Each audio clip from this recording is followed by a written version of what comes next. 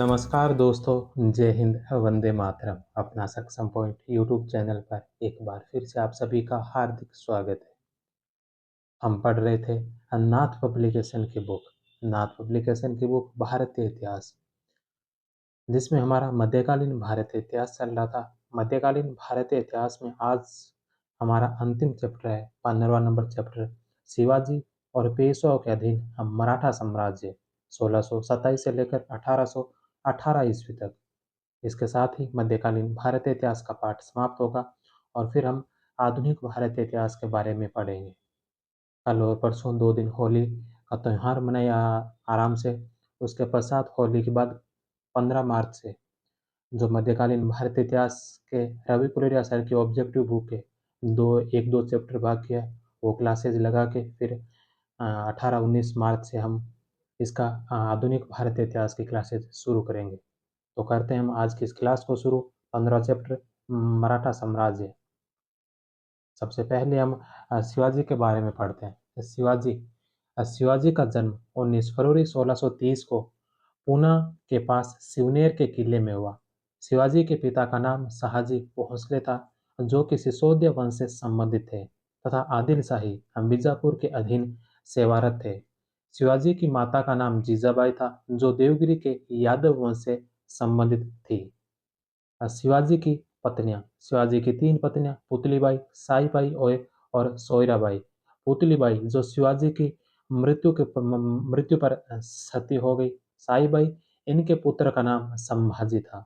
संभाजी, अभी आप पिछले दिनों आपने ये नाम बहुत ज्यादा सुना होगा, छावा मूवी देखी होगी आप सबने।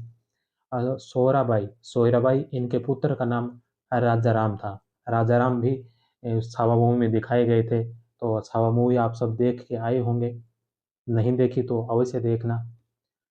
शिवाजी अपनी माता जीजाबाई और संरक्षक एवं शिक्षक दादा कोंडदेव के संरक्षण में अपने पिता की पैतृक जागीर पूना में बड़े हुए। पुणे में बड़े हुए। हुआ यह कि शिवाजी जब लगभग 10 वर्ष के थे, उस समय शाहजी ने जीजाबाई का परित्याग कर उससे अधिक सुंदर स्त्री तुकाबाई मोहिते से विवाह कर लिया। फलतः उसने अपनी पहली स्त्री जीजाबाई को बालक शिवाजी के साथ अपने परम भक्त कारिंदे दादाजी कोंडदेव के संरक्षण में पहले सिवनेर में और फिर पूना में छोड़ दिया और फिर कुछ वर्ष तक उनसे मिला ही नहीं। शाहजी के त्याग के कारण शिवाजी और उसकी माता परस्पर बहुत अधिक प्रेम करने लगे। शिवाजी के गुरु का नाम समर्थ गुरु रामदास था। उन्होंने दास बोध नामक पुस्तक लिखी थी। 1640 में शिवाजी का विवाह साईबाई निम्बालकर से हुआ। शिवाजी ने अपने जीवन काल का प्रारंभिक सैन्य अभियान बीजापुर राज्य के विरुद्ध किया था। साईबाई निम्बालकर शिवाजी के सबसे बड़े पुत्र संभाजी की माता थी। शिवाजी का उद्देश्य था मराठों की बिखरी हुई शक्ति को एकत्रित करके महाराष्ट्र में एक स्वतंत्र हिंदू राज्य की स्थापना करना। 1646 में तोरण के पहाड़ी किले पर अधिकार कर लिया, जो बीजापुर के सुल्तान मोहम्मद आदिल शाह से जीता था। पूना क्षेत्र में अवस्थित यह दुर्ग बीजापुर के शासकों के नियंत्रण में था। 16 वर्ष की उम्र में 1646 में शिवाजी ने इस दुर्ग को अपने अधिकार में कर मराठा स्वराज्य निर्माण का उद्घोष किया। यह शिवाजी की पहली विजय थी। 1646 में मोरमगढ़ राजगढ़ के किले को जीता। 1646 में एक षड्यंत्र द्वारा पुरंदर किले को नीलोजी नीलकंठ से छीन लिया। 1647 में कोंडाना सिंहगढ़ दुर्ग पर अधिकार किया। यह दुर्ग तोरण दुर्ग के पश्चिम में अवस्थित है। आदिल शाही अधिकारी सिद्दी अंबर को मुदगल देश पांडे द्वारा बरगलाया गया तथा 1647 में किले पर नियंत्रण स्थापित कर लिया। कोंडाना विजय के पश्चात शिवाजी ने 1648 में कल्याण पर अधिकार किया। शिवाजी के पिता शाहजी को 1648 में बीजापुर के सुल्तान ने बंदी बना लिया। इस समय शिवाजी ने कोंडाना दुर्ग वापस बीजापुर के सुल्तान को देकर बदले में शाहजी भोंसले को 1649 में मुक्त करवाया। इसके बाद शाहजी भोंसले ने राजनीतिक जीवन से संन्यास ले लिया और 1664 में शाहजी भोंसले का देहांत हो गया।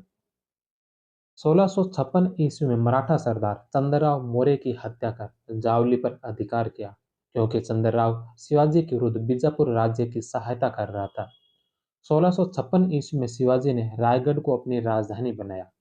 1656 में शिवाजी ने चाकन, बारामती, सुपा, तिकोना और लोहागढ़ आदि दुर्गों पर अधिकार कर लिया। 1657 ईस्वी में शिवाजी की मुगल शासक शाहजहां से पहली मुठभेड़ हुई, जब शिवाजी बीजापुर की तरफ से मुगलों से लड़ा। इस समय दक्कन में मुगल सूबेदार औरंगजेब था। शिवाजी ने 1657 में कोंकण को जीता।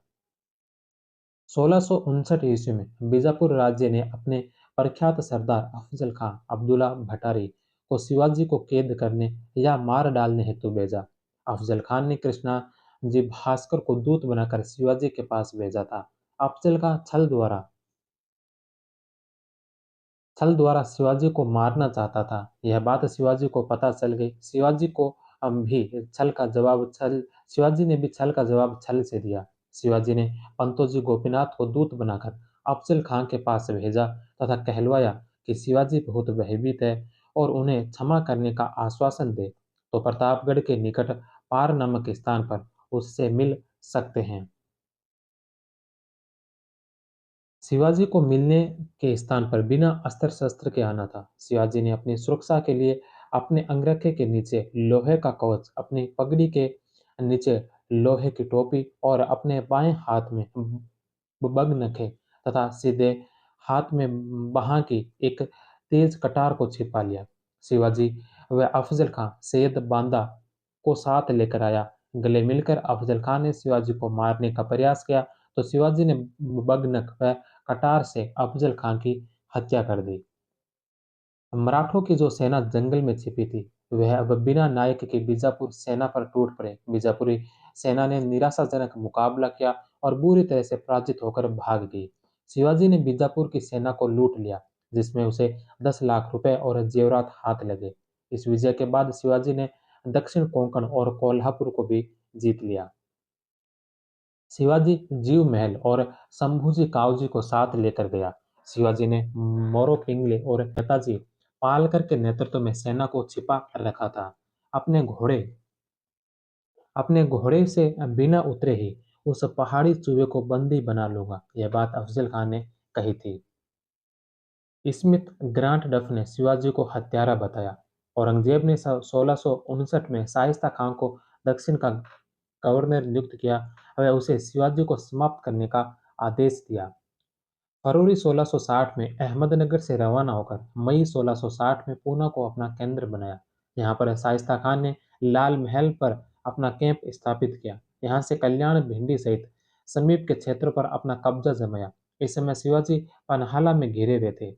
आगामी 3 वर्ष तक पूना में रहकर इस क्षेत्र को खूब लूटा। 1663 ईस्वी में शिवाजी ने रात्रि में चुपके से पूना में शाइस्ता खान के महल लाल महल पर आक्रमण कर दिया।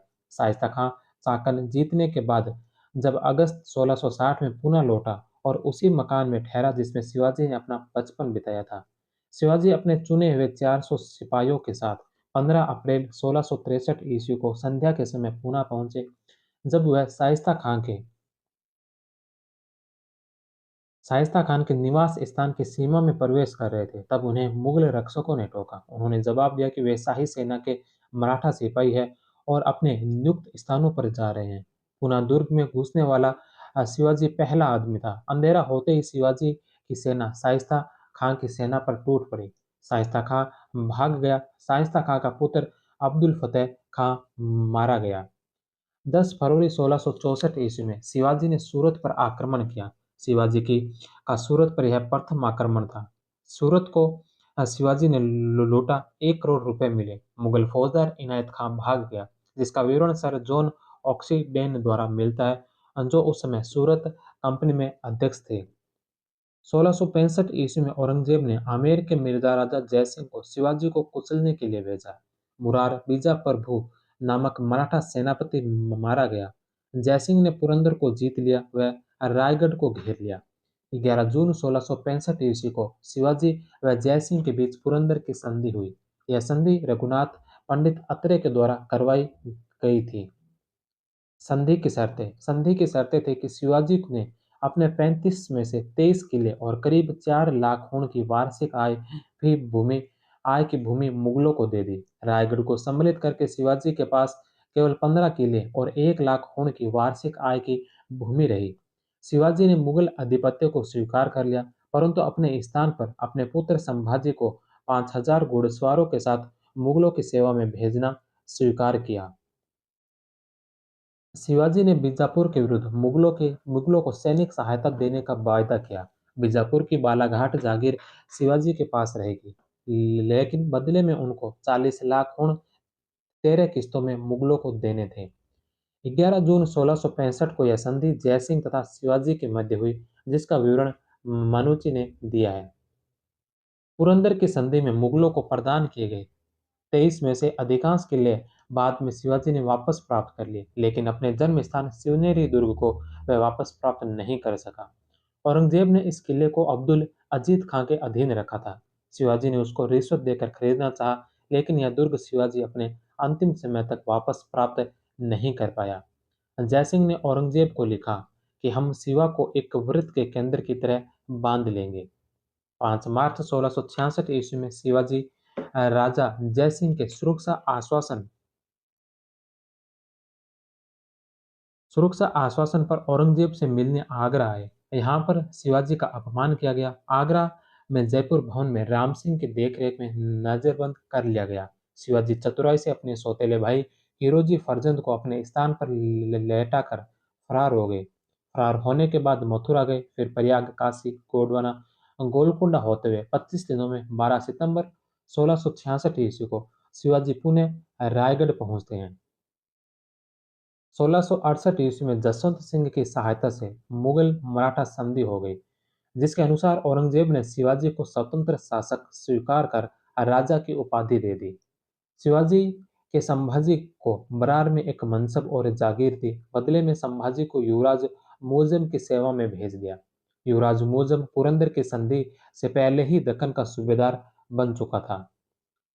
1668 की मुगल मराठा संधि को गजब की संधि कहा जाता है। 1670 ईस्वी में शिवाजी व मुगलों को पुनः संघर्ष शुरू हो गया। शिवाजी ने पुरंदर की संधि में खोए अनेक किलों को पुनः जीत लिया। कोंडाना का किला, जिसे शिवाजी ने सिंहगढ़ नाम दिया, को शिवाजी के योद्धा तानाजी ने 1670 में अपने प्राणों का बलिदान देकर जीत लिया था। तानाजी तानाजी मूवी आई थी अजय देवगन की। तानाजी मूवी में ये सब दिखाया गया था। वो मूवी भी आप देखना। 8 मार्च 1670 ईस्वी को नीलोपंत मजूमदार के नेतृत्व में मराठों ने पुरंदर के दुर्ग पर अधिकार कर लिया।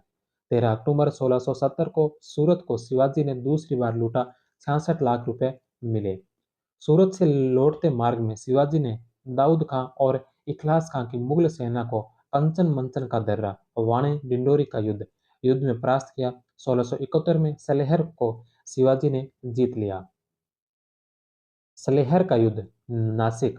1672 में शिवाजी के पेशवा मोरोबंत त्र्यंबक पिंगले ने दक्षिण के मुगल सूबेदार बहादुर खान, शाही सेना दिलेर खान के नेतृत्व में व गुजरात के सूबेदार की संयुक्त सेना को परास्त किया। औरंगजेब सलेहर पर मुगल पराजय सुनकर बहुत दुखी हुआ और उसने बहादुर खां और दिलेर खां को बुरी तरह फटकारा।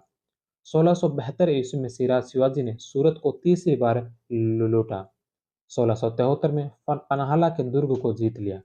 बीजापुर व गोलकुंडा के राज्यों ने शिवाजी को वार्षिक कर देना आरंभ कर दिया।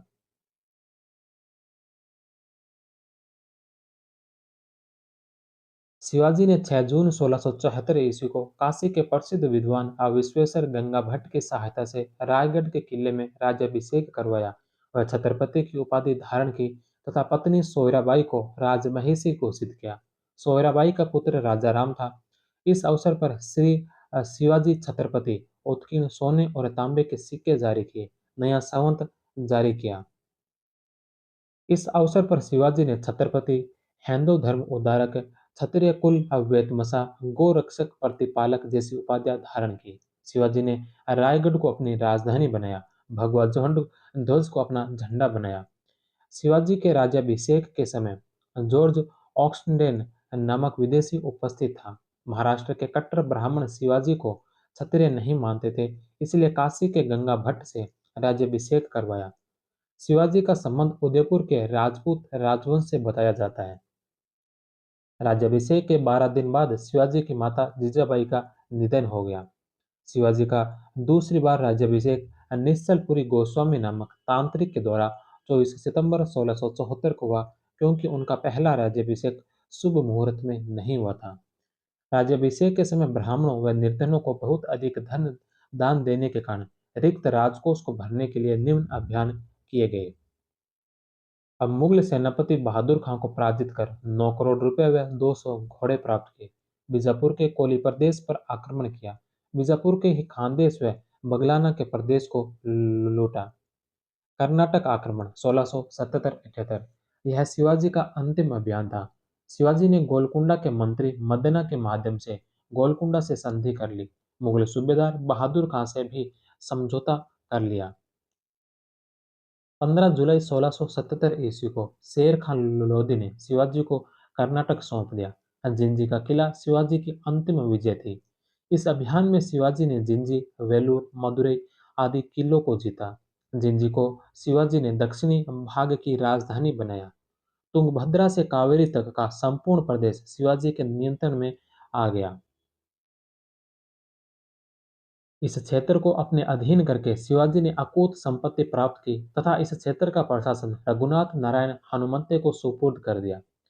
शिवाजी ने दरिया सारंग के नेतृत्व में नौसेना का निर्माण करवाया। 1669 ईस्वी में शिवाजी ने जंजीरा के टापू में अबिसीनियाई सीदियों पर भी आक्रमण किया, लेकिन उन्हें जीत नहीं सके। सिद्दी पहले अहमदनगर के अधीन थे, किंतु 1663 ईस्वी के बाद वे बीजापुर की अधीनता स्वीकार करने लगे। शिवाजी ने अपने पुत्र संभाजी के व्यवहार से दुखी होकर उसे 1678 में पन्हाला के दुर्ग में नजरबंद कर दिया। 23 सितंबर 1678 की रात को संभाजी अपनी स्त्री येसुबाई के साथ पन्हाला के दुर्ग से निकल गया और मुगलों के शिविर बहादुरगढ़ की ओर चला गया। मुगल सेनापति दिलेर खां इससे बहुत प्रसन्न हुआ। दिलेर खान ने मौके का फायदा उठाकर पन्हाला अभियान किया। इस बहाने उन्होंने हिंदू जनता पर भयंकर अत्याचार किए।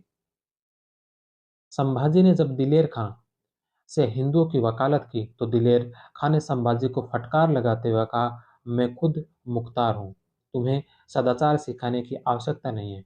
ऐसी स्थिति में संभाजी वापस शिवाजी के पास आ गए। शिवाजी ज्वर से पीड़ित हुए और 3 अप्रैल 1680 को मृत्यु हो गई रायगढ़ के दुर्ग में। अंतिम संस्कार राजाराम के द्वारा किया गया। शिवाजी की कई पत्नियां थीं। पुतलीबाई उनकी मृत्यु के बाद सती हो गई।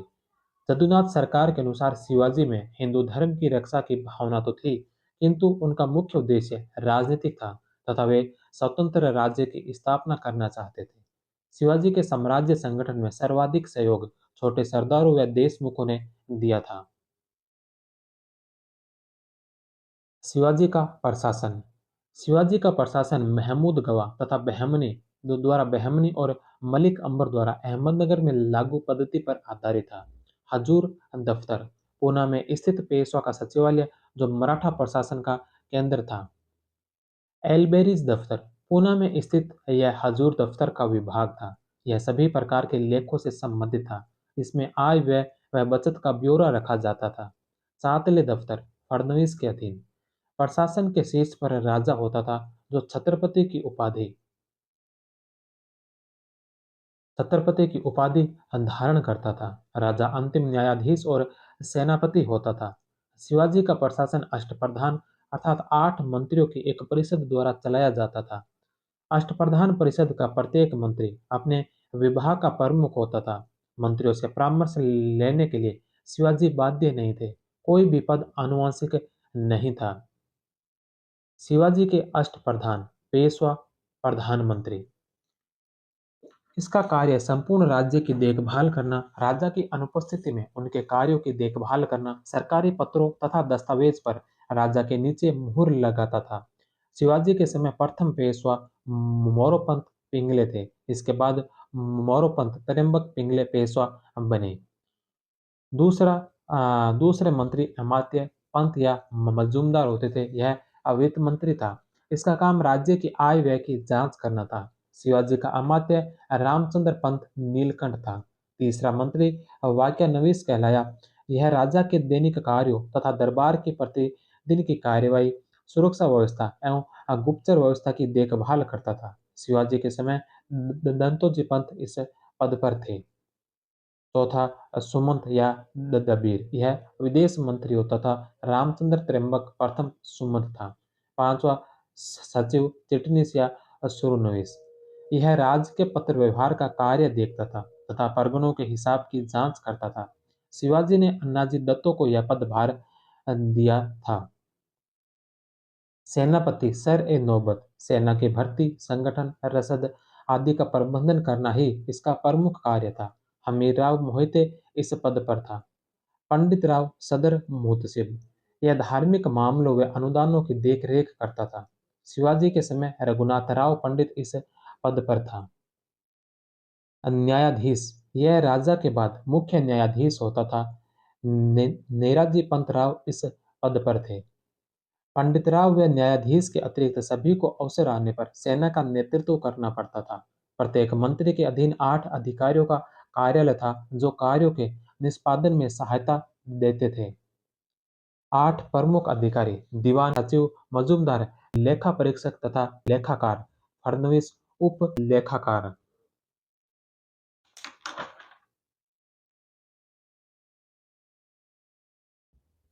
चिटनीस, पत्राचार लिपिक, जमादार, खजांची, सबनीस, कार्यालय प्रभारी, कारखानीस, रसद अधिकारी, पोर्टनीस, रोकड़िया। शिवाजी का राज्य 4 प्रांतों में विभक्त था। प्रत्येक प्रांत सूबेदार के अधीन होता था। उत्तरी प्रांत सूरत व सलहेर दुर्ग से लेकर पूना तक के क्षेत्र मोरोत्रयंबक पिंगले के अधीन था। दक्षिणी पश्चिमी प्रांत, इसमें दक्षिणी कोंकण प्रदेश या समुद्री तट सम्मिलित था। यह क्षेत्र अन्नाजी दत्तो के अधीन था। दक्षिणी पूर्वी प्रांत सतारा, सांगली व कोल्हापुर का क्षेत्र दत्तोजी पंत के अधीन था। दक्षिणी प्रांत जिंजी और उसके आसपास का क्षेत्र नारायण पंत हनुमंते के अधीन था। प्रांतों का विभाजन तरफों या महल में किया गया था। तरफ के अधिकारी हवलदार, कारकुन और परिपत्यकार थे। मौजा शिवाजी के समय सबसे छोटी इकाई थी। प्रांत का अधिकारी सूबेदार होता था। मामलातदार तथा कामविस्तार जिले में पेशवा के प्रतिनिधि होते थे। शिवाजी के समय ये दोनों अधिकारी हस्तांतरणीय होते थे, किंतु पेशवाओं के काल में वंशानुगत हो गए। कर्नाटक का सूबेदार अपने मामलातदार स्वयं नियुक्त करता था। देशमुख तथा देशपांडे जिलाधिकारी तथा वंशानुगत जमींदार थे। शिवाजी ने देशमुखों को आनुवंशिक पद से हटा दिया, किंतु उन्हें कर वसूलने का अधिकार दिया गया। प्रत्येक जिले में एक कारकुन होता था जो घटनाओं का रिकॉर्ड रखता था व केंद्र को जानकारी देता था। दरकदार नामक वंशानुगत अधिकारी भी जिले में था जो मामलात दौरा पर नियंत्रण रखता था। यह प्रांतीय अधिकारी था। कर वसूलने कर वसूल करने का कार्य हिमबंदी सैनिक नागरिक सेना द्वारा किया जाता था। शिवाजी ने जागीर प्रथा समाप्त कर दी तथा अधिकारियों को नगद वेतन देना आरंभ किया।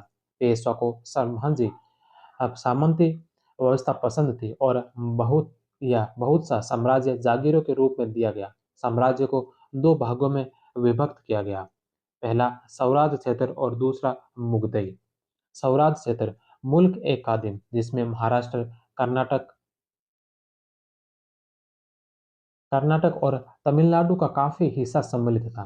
दूसरा मुगलई भूमि का वह अनिश्चित क्षेत्र जो वैधानिक रूप से मुगल साम्राज्य के अंतर्गत आता था, परंतु वहां से चौथ वसूल मराठों द्वारा किया जाता था।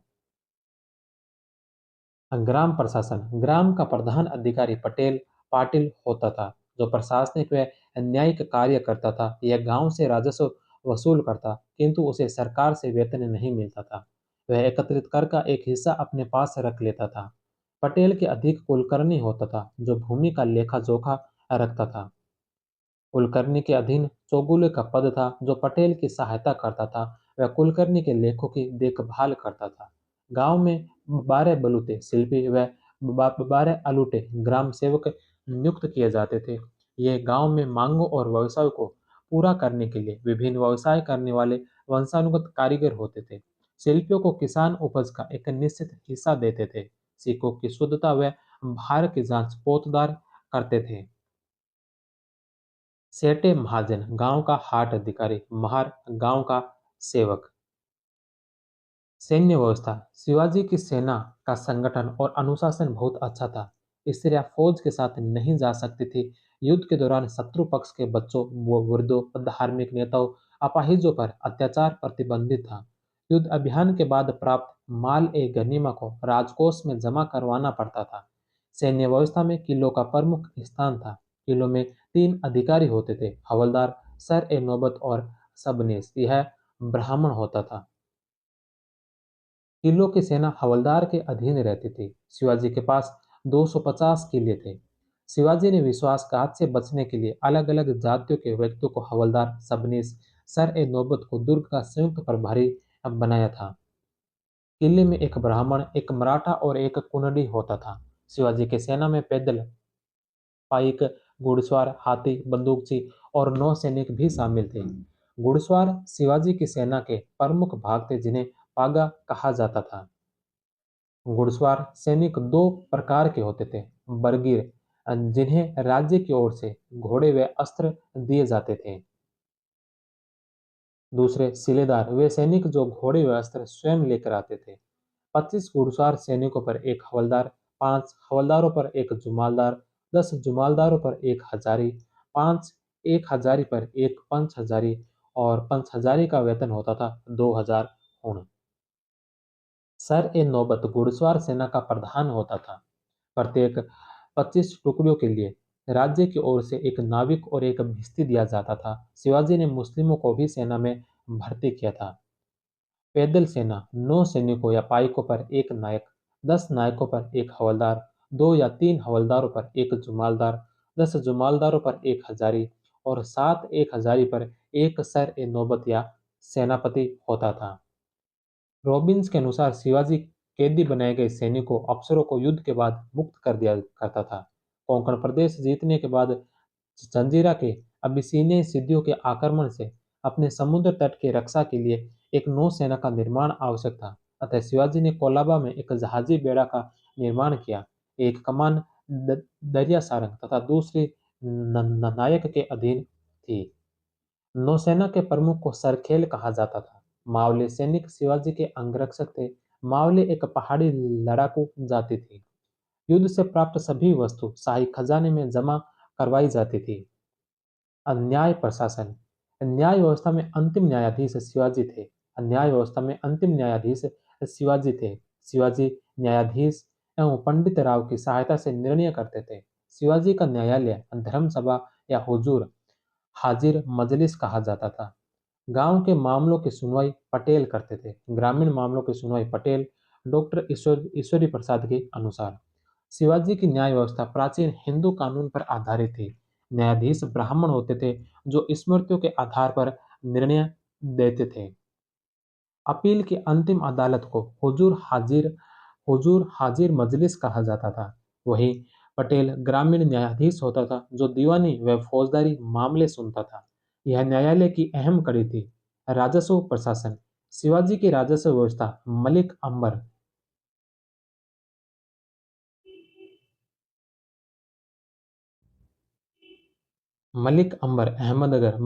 की रेतवाड़ी व्यवस्था पर आधारित थी, जिसमें सीधे किसानों से भू राजस्व समझौता किया जाता था। शिवाजी ने भूमि की पैमाइश के आधार पर लगान निर्धारित किया तथा भूमि को ठेके पर देने की प्रथा त्याग दी।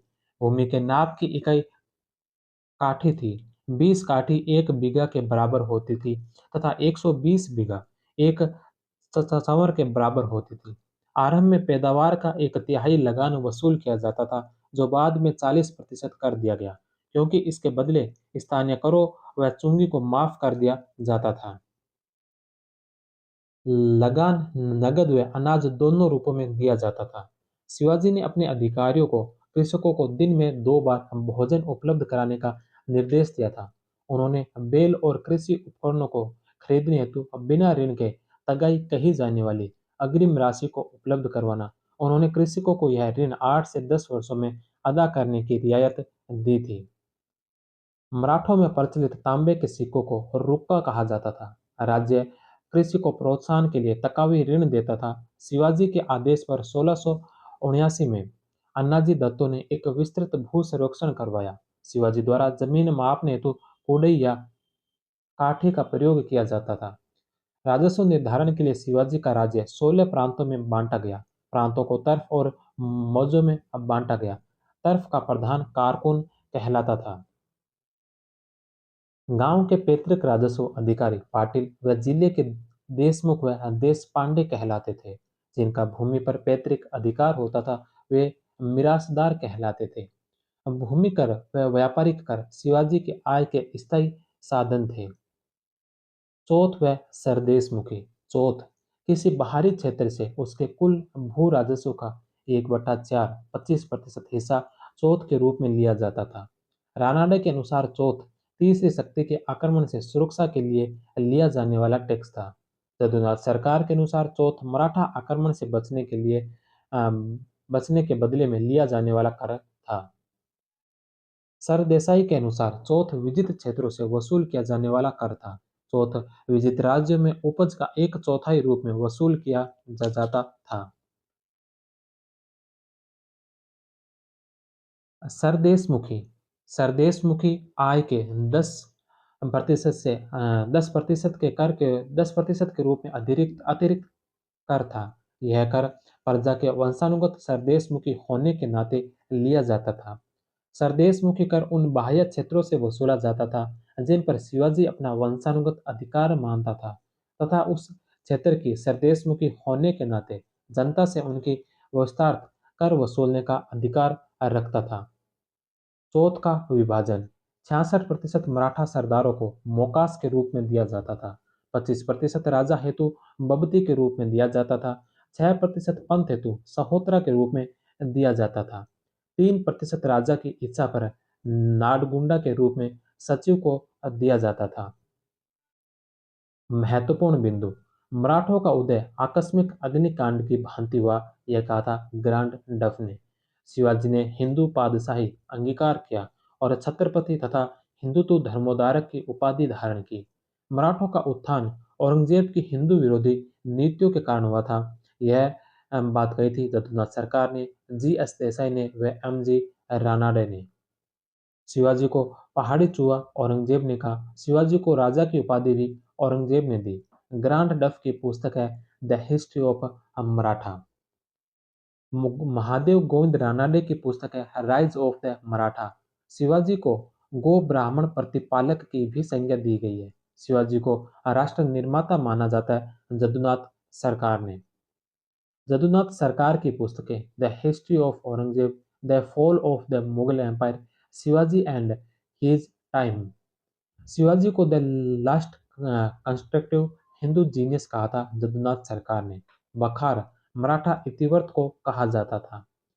मैं शिवाजी को हिंदू प्रजाति का अंतिम प्रतिभा संपन्न व्यक्ति और राष्ट्र निर्माता मानता हूं, जदुनाथ सरकार ने कहा। रॉबिन्स ने शिवाजी के लिए कहा कि वह कैदी बनाए गए सैनिक अफसरों को युद्ध के बाद मुक्त कर दिया करता था। वह यह राजा उदारता से अपने गुप्तचरों को भुगतान करता है, जिस कारण उनके द्वारा प्रदत्त सही सूचना से उसको विजयों में बड़ी मदद मिलती है। अब्बे केरे। मराठा राजतंत्र को सैनिक गणतंत्र टोन ने कहा। शिवाजी का राज्य डाकू राज्य है, स्मिथ ने कहा। मराठा आंदोलन मुगल साम्राज्य के केंद्रीकरण के विरुद्ध प्रतिक्रिया के रूप में प्रारंभ हुआ। सतीश चंद्र। मोकासा यह सैनिक व असैनिक सेवाओं के बदले दी जाने वाली भूमि जो थी भूमि थी जो मुख्यतः सैनिक सेवाओं के लिए नगद वेतन के बदले दिया गया भूमि अनुदान था। सरजान सरजान केवल सैनिक सेवाओं के बदले दिया गया भूमि अनुदान। पुरंदर की संधि 1665 ईस्वी में मुगलों को दिए गए दुर्गों में से शिवनेरी दुर्ग शिवाजी द्वारा पुनर्विजित नहीं किया जा सका। शिवाजी की राजभाषा मराठी थी। शिवाजी ने पाटिल, कुलकर्णी और देशमुख नामक पैतृक लगान अधिकारियों को लगान वसूल करने के अधिकार से वंचित कर दिया तथा उनके स्थान पर वेतन प्राप्त अधिकारी नियुक्त किए। शिवाजी दुर्गा भवानी के पूजक थे, परंतु उन्होंने कभी भी किसी भी धर्म का अपमान नहीं किया।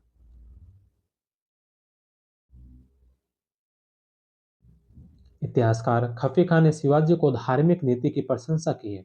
शिवाजी ने मराठी भाषा का राजव्यवहार कोश किसके निर्देशन में तैयार करवाया था? रघुनाथ पंडित हनुमंत के नेतृत्व में। हिंदुत्व का वृक्ष वास्तव में गिरा नहीं, बल्कि वह सदियों से राजनीतिक दास था। शासन से पृथकत्व और कानूनी अत्याचार के बावजूद बावजूद भी पुनः उठ सकता है। उसमें नए पत्ते और शाखाएं आ सकती है। एक बार फिर आकाश में सिर उठा सकता है। यह कथन जदुनाथ सरकार ने शिवाजी के लिए कहा था। अब मैं शिवाजी को हिंदू प्रजाति का अंतिम प्रतिभा संपन्न व्यक्ति और राष्ट्र निर्माता मानता हूँ। शिवाजी के बारे में यह कथन जदुनाथ सरकार का है। शिवाजी के समय भूमि पट्टेदारिया की श्रेणियां वतन, इनाम, मिरास, बलूत, ऊपरी, मौकस और अग्रहार। वतन यह पुश्तैनी भूमि होती थी और तब तक वेतनदार परिवार के पास रहती थी जब तक वह अपना कर्तव्य पूरा करता रहता था। वेतन मराठा सरदारों को आय का स्रोत व सामाजिक स्थिति का द्योतक थी। इनाम यह स्थायी भूमिदान था जिसके साथ कोई शर्त नहीं जुड़ी होती थी। यह अतीत में की गई सेवाओं का पुरस्कार थी। मिरास वह भूमि जिस पर व्यक्ति का एक छत्र पुश्तैनी अधिकार हो। इस पर व्यक्ति मिरासदार पर अधिकार तब तक रहता है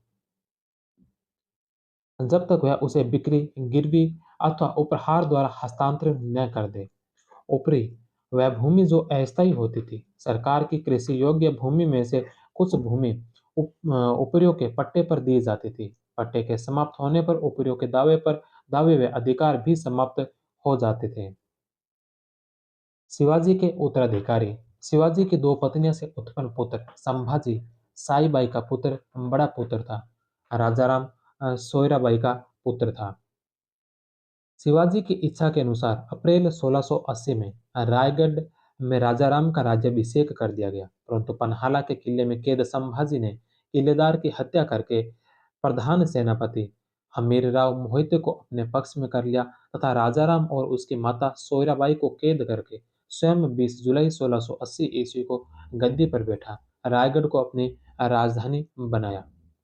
संभाजी 1680 से 1689 तक यह आरंभ से ही अभिमानी, क्रोधी, भोगविलासी था। नीलोपंत को अपना पेशवा नियुक्त किया। कन्नौज के ब्राह्मण कवि कलश को अपना सलाहकार नियुक्त किया।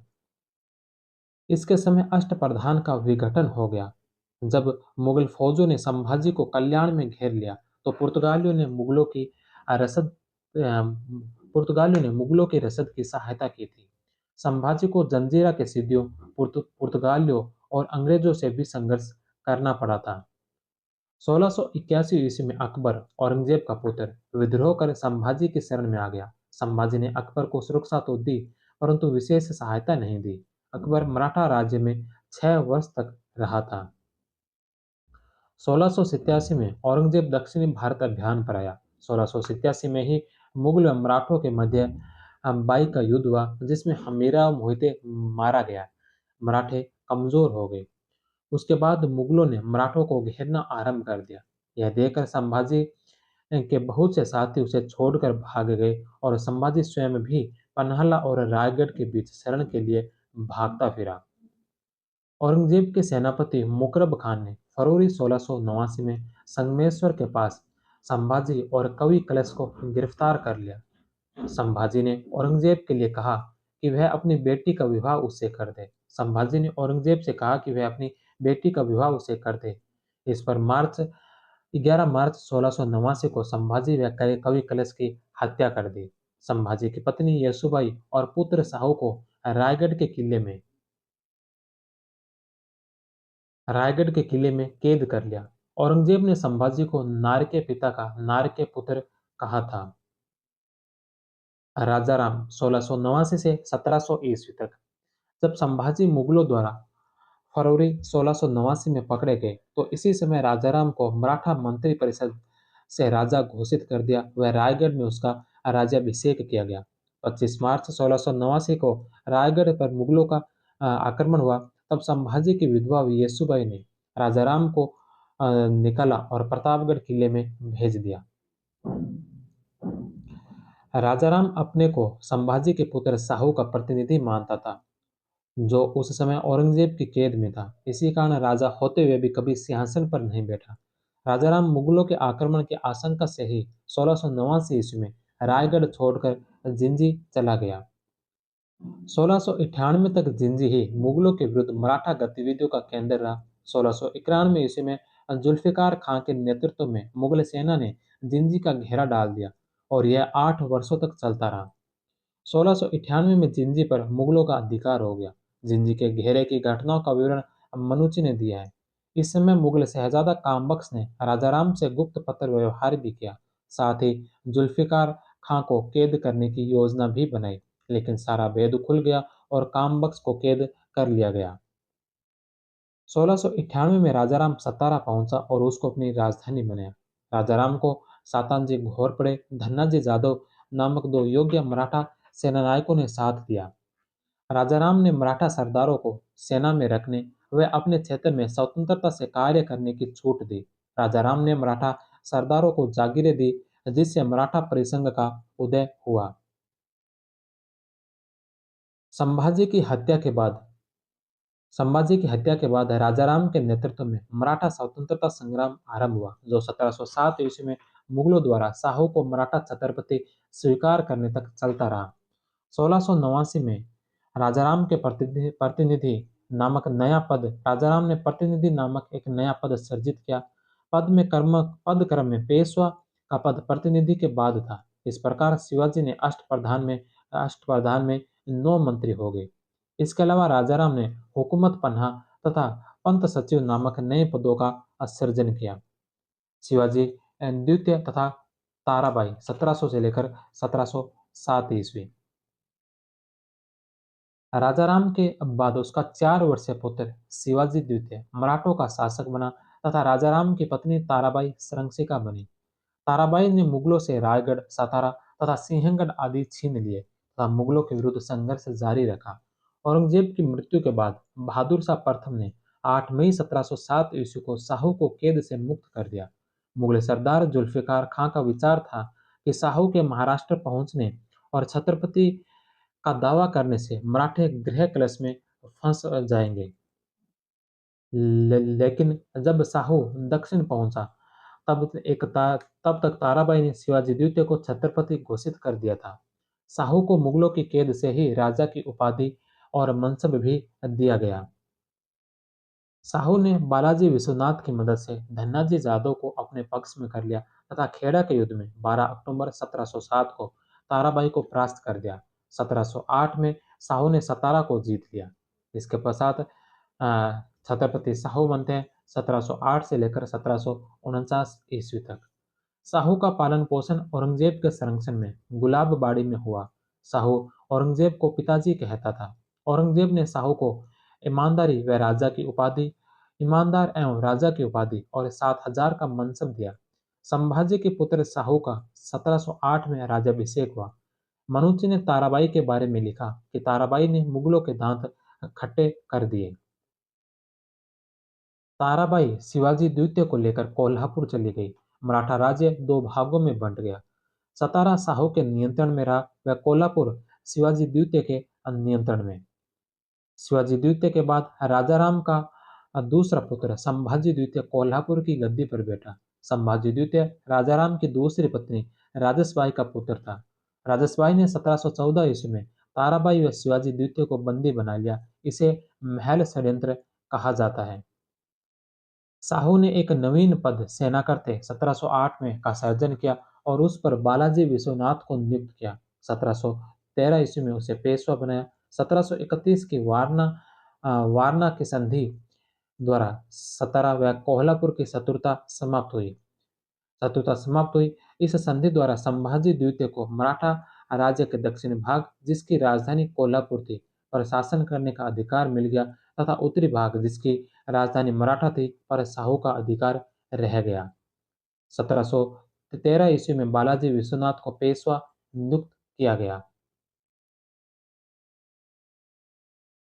कालांतर में बालाजी विश्वनाथ और उसके उत्तराधिकारी मराठा साम्राज्य के वास्तविक शासक बन गए और छत्रपति नाम मात्र के शासक रहे।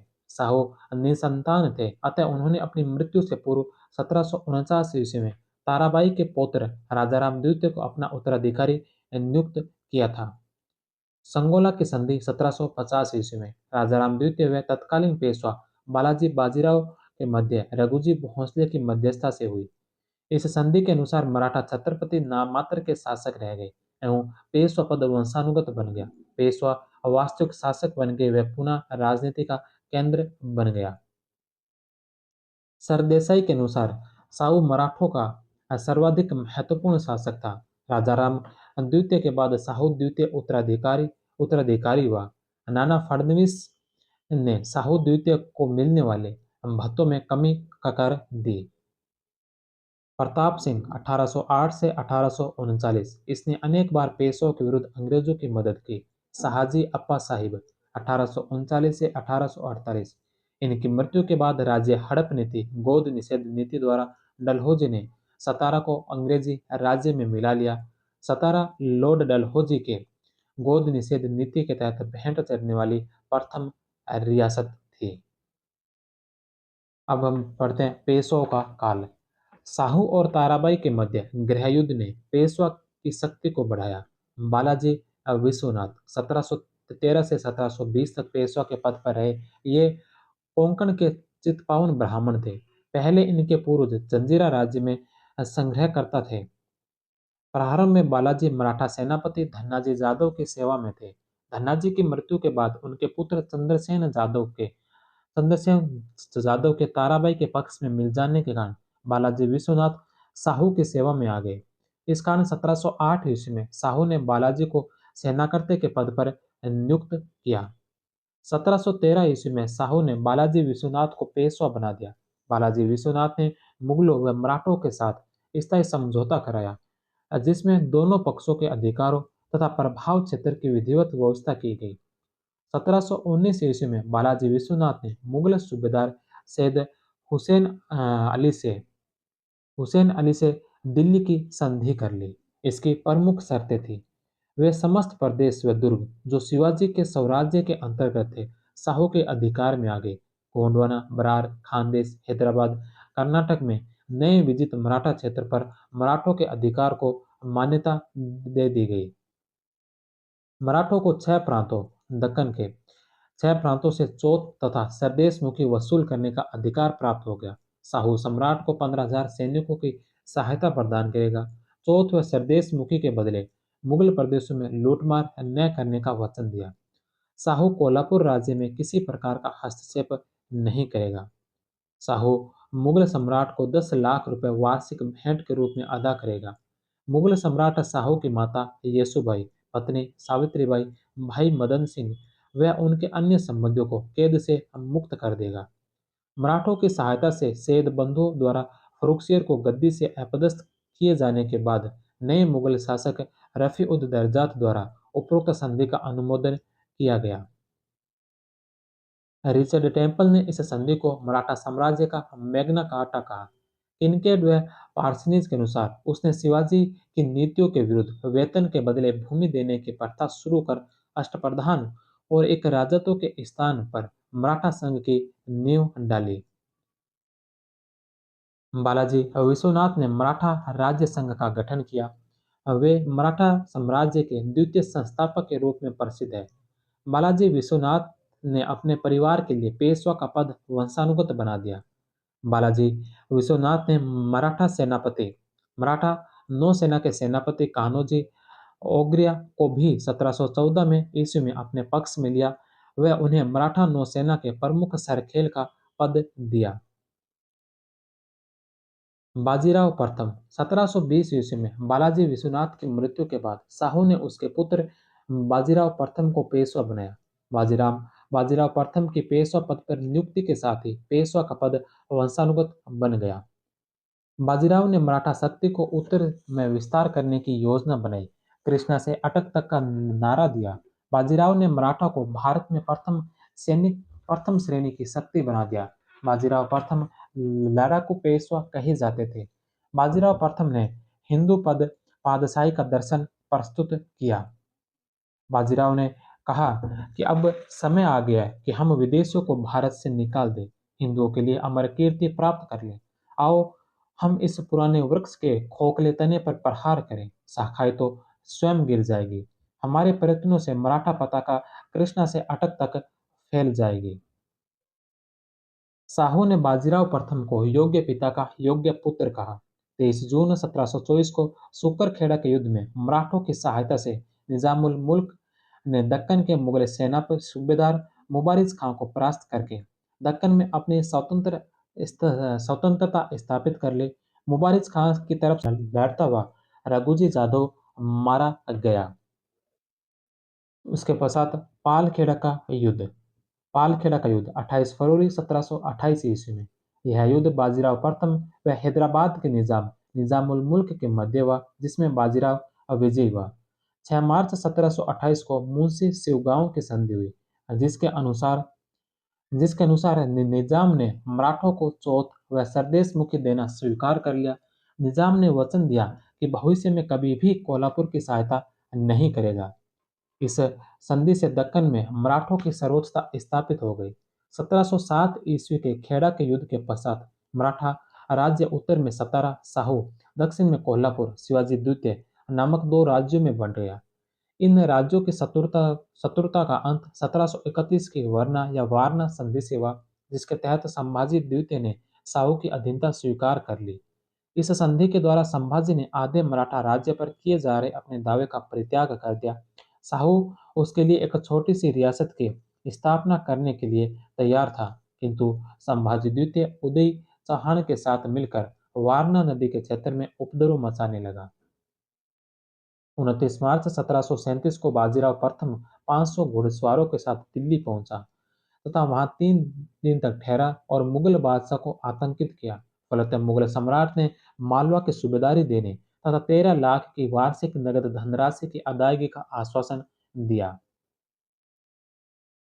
इसके बाद निजाम को मुगलों ने मराठों के विरुद्ध भेजा। 1737 ईस्वी में भोपाल युद्ध में मराठों ने निजाम को परास्त किया। परिणाम स्वरूप 17 जनवरी 1738 को दूरी सराय की संधि हुई, जिसके अनुसार निजाम ने संपूर्ण मालवा प्रदेश, गुजरात, नर्मदा से चंबल के इलाके मराठों को सौंप दिए। उत्तर भारत में मराठों ने सर्वप्रथम मालवा में पैर जमाए।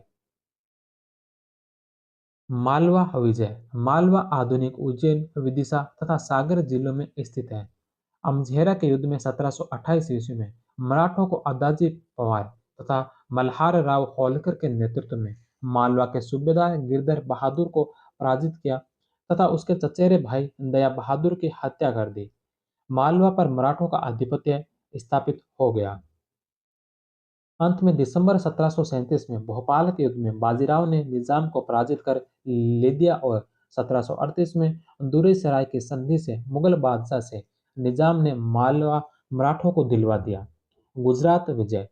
1730 ईस्वी में बाजीराव प्रथम के छोटे भाई चिमनाजी व गुजरात के सूबेदार सर बुलंद खां के बीच चौथ व सरदेश मुखी का समझौता हुआ। साहू ने गुजरात से कर वसूली का अधिकार त्रिम्बकराव धाबादे को सौंप दिया। त्रिम्बकराव धाबाड़े ने निजाम से मिलकर मालवा व गुजरात दोनों पर चौथ प्राप्ति का अधिकार करना चाहा। 1731 में डभोई के युद्ध में बाजीराव ने त्रिम्बकराव दाभाड़े को परास्त कर मार डाला। पेशवा समर्थक पिल्लाजी गायकवाड़ का अधिकार गुजरात में स्थापित किया गया। अंततः 1738 में गुजरात को मराठा साम्राज्य में मिला लिया गया। बुंदेलखंड की विजय। यह राज्य मुगलों के इलाहाबाद की सूबेदारी में था।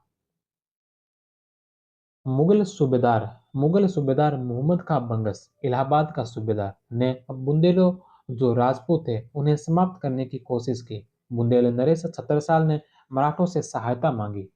1728 ईस्वी में मराठों ने मुगलों से बुंदेलखंड के सभी प्रदेशों को छीनकर छत्रसाल को सौंप दिया था। छत्रसाल ने पेशवा के शान में एक दरबार का आयोजन किया। दरबार में एक सुंदर नर्तकी मस्तानी से बाजीराव को प्रेम हो गया। बाद में इसी के कारण बाजीराव का पारिवारिक जीवन तनावपूर्ण रहा।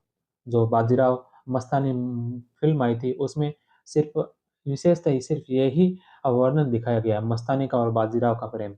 बाजीराव की जो संपूर्ण विजय थी और जो युद्ध अभियान किए वो उस फिल्म में कुछ नहीं दिखाया गया। सिर्फ इस मस्तानी का और बाजीराव के प्रेम के आधार पर यह फिल्म बनाई गई थी।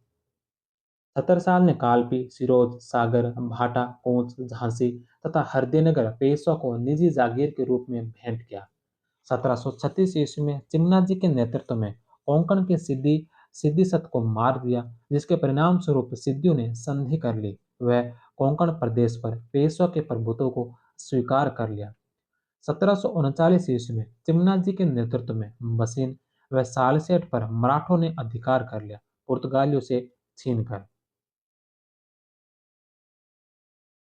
बाजीराव प्रथम ने छापामार युद्ध प्रणाली गुरिल्ला को अपनाया। बाजीराव प्रथम ने हिंदू पद पातशाही का आदर्श रखा, किंतु उसके पुत्र बालाजी बाजीराव ने इसको समाप्त कर दिया। बाजीराव प्रथम को वृद्ध महाराष्ट्र की स्थापना का श्रेय दिया जाता है। इसके समय मराठा साम्राज्य का सर्वाधिक विस्तार हुआ था। मराठा संघ के 5 सदस्य पूना का पेशवा, नागपुर के भोंसले, बड़ौदा के गायकवाड़, ग्वालियर के सिंधिया और इंदौर के होलकर। बाजीराव प्रथम शिविर में पैदा हुआ था, जिंदगी भर शिविर में रहा और मरा भी शिविर में। रिचर्ड टेम्पल ने कहा था। एच एन सिन्हा के अनुसार बाजीराव के पास योजनाओं के लिए मस्तिष्क तथा उन्हें कार्यान्वित करने के लिए हाथ थे। इसके पश्चात पेशवा बनते हैं बालाजी बाजीराव। 1740 से लेकर 1761 तक बाजीराव की मृत्यु के बाद उसका पुत्र बालाजी बाजीराव पेशवा बना। वह अपने पिता की भांति योग्य सेनापति नहीं था। बालाजी बाजीराव को नाना साहब भी कहते हैं। हम बालाजी द्वितीय बालाजी बाजीराव को कहा जाता है। 1741 ईस्वी में बादशाह मुहम्मद ने मालवा पर मराठों के अधिकार को वैधता प्रदान कर दी। बालाजी बाजीराव ने मई 1741 में सवाई जयसिंह के साथ धौलपुर संधि की, जिसके अनुसार पेशवा को मालवा की सूबेदारी दिए जाने का आश्वासन दिया। जुलाई 1741 में जयसिंह के अनुरोध पर सम्राट ने एक फरमान निकालकर औपचारिक रूप से शहजादा अहमद को मालवा का सूबेदार तथा बालाजी बाजीराव को उसका नायब नियुक्त किया गया। 1741 ईस्वी में बालाजी बाजीराव को मुगल बादशाह मुहम्मद शाह के अनुरोध पर रघुजी भोंसले के विरुद्ध अलीवर्दी खां को मदद दी। रघुजी भोंसले को पराजित किया। साहूजी के उत्तराधिकारी के रूप में 14 जनवरी 1750 को मराठा छत्रपति के रूप में राम राजा का अभिषेक हुआ। शीघ्र ही सत्ता पर नियंत्रण को लेकर ताराबाई व राम राजा के बीच तनाव पैदा हो गया। उधर रघुजी भोंसले की मध्यस्थता व संगोला समझौते के कारण पेशवा व राम राजा के सामंजस्य स्थापित हो गया। संगोला समझौता द्वारा राम राजा ने सभी विभागों के प्रशासन का अधिकार पेशवा को सौंप दिया, जिसके बाद पेशवा मराठा सरकार को अपने मुख्यालय पुनः ले गया। अलीवर्दी खान ने मराठों के आक्रमण से परेशान होकर पेशवा को बंगाल की चौथ वसूली व सेना के लिए 22 लाख रुपए देने का वायदा किया।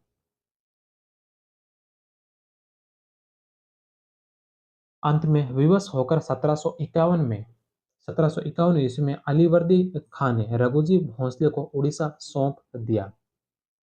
1752 में पेशवा ने मुगल बादशाह अहमद शाह से संधि की। इस संधि में मुगल बादशाह ने मराठों को संपूर्ण भारत में चौथ वसूली का अधिकार दे दिया। इसके बदले मराठों ने आवश्यकता पड़ने पर मुगलों को सैनिक सहायता का वचन दिया। इस संधि से मराठों का प्रभाव पूरे देश में हो गया तथा वे दिल्ली की राजनीति से प्रत्यक्ष रूप से जुड़ गए। 1752 ईस्वी में भलकी की संधि में निजाम ने मराठों को बरार का आधा क्षेत्र दे दिया। 3 फरवरी 1760 को मराठों ने निजाम को उदयगिरी के युद्ध में पराजित किया। निजाम ने मराठों से संधि कर ली तथा दौलताबाद, अहमदनगर, असीरगढ़, बुरहानपुर आदि के दुर्ग मराठों को प्राप्त हुए। 1754 ईस्वी में रघुनाथ राव के नेतृत्व में मराठों ने दिल्ली में प्रवेश कर अहमद शाह को सिंहासन से हटाकर आलमगीर द्वितीय को मुगल बादशाह बनाया तथा 1757 में रघुनाथ के नेतृत्व में ही पुणे दिल्ली पर आक्रमण कर अहमद शाह अब्दाली के प्रतिनिधि नजीब उद दौला को मीर बख्शी के पद से हटाकर अहमद शाह बंगस को मीर बख्शी बनाया था। 1758 ईस्वी में रघुनाथ राव ने सरहिंद व लाहौर पर भी अधिकार कर लिया तथा अहमद शाह अब्दाली द्वारा नियुक्त पंजाब के सूबेदार तैमूर खां को भगा दिया। रघुनाथ राव की सहायता से 1760 ईस्वी तक बालाजी बाजीराव ने मराठा शक्ति को चरमोत्कर्ष पर पहुंचा दिया था। बाजीराव प्रथम उत्तर की राजनीति में गहरी रुचि रखता था, जबकि बालाजी बाजीराव दक्कन की राजनीति में रुचि रखता था। बालाजी बाजीराव ने अपनी सेना में गैर मराठों को भी भर्ती किया। मुगल बादशाह की तरफ से भरतपुर के जाट राजा सूरजमल जाट के विरुद्ध मल्हार राव होलकर को पेशवा ने जाटों के किले कुम्हेर का घेरा डालने भेजा। इस दौरान मल्हार राव होलकर का पुत्र खांडेराव मारा गया। मराठों को जाटों के विरुद्ध कोई सफलता नहीं मिली, वरन जाटों को नाराज और कर दिया। बराड़ी घाट का युद्ध जनवरी 1760 ईस्वी। दिल्ली के निकट लोनी में अब्दाली व मराठा नेता दत्ताजी का युद्ध हुआ। इसमें दत्ताजी मारा गया। पानीपत का तृतीय युद्ध 14 जनवरी 1761 ईस्वी। पानीपत के तीसरे युद्ध के कारण क्या थे? रघुनाथ राव की अटक तक मराठा प्रभाव बढ़ाने की भूल, क्योंकि इस समय पंजाब के क्षेत्र पर अब्दाली या उसके आदमियों का कब्जा था। मराठे हिंदू पद पातशाही की भावना से प्रेरित होकर संपूर्ण भारत को अपने नियंत्रण में लाना चाहते थे, जबकि अहमद शाह अब्दाली नादिर शाह की भांति भारत को लूटना चाहता था। अब्दाली ने 1748 से 1761 तक 7 बार भारत पर आक्रमण किया था। दिल्ली में प्रत्यक्ष हस्तक्षेप से विदेशी मुसलमानों का एक दल मराठों के विरुद्ध हो गया। इस दल ने अहमद शाह अब्दाली से मराठों के विरुद्ध सहायता मांगी। रूहेला सरदार नजीबुद्दौला का व अवध के नवाब शुजाउद्दौला ने अहमद शाह अब्दाली का साथ दिया, क्योंकि ये मराठों से पराजित हो चुके थे। एकमात्र मुगल वजीर इमादुल मुल्क ने मराठों को समर्थन दिया। पेशवा ने अपने 17 वर्षीय पुत्र विश्वासराव भाऊ के नेतृत्व में शक्तिशाली सेना भेजी, किंतु वास्तविक सेनापति उसका चचेरा भाई सदाशिवराव भाऊ बाजीराव प्रथम के छोटे भाई चिमनाजी अप्पा का पुत्र था। मराठों के पास इब्राहिम गारदी के नेतृत्व में एक तोप खाना था। इब्राहिम खां गारदी युद्ध भूमि में मारा गया।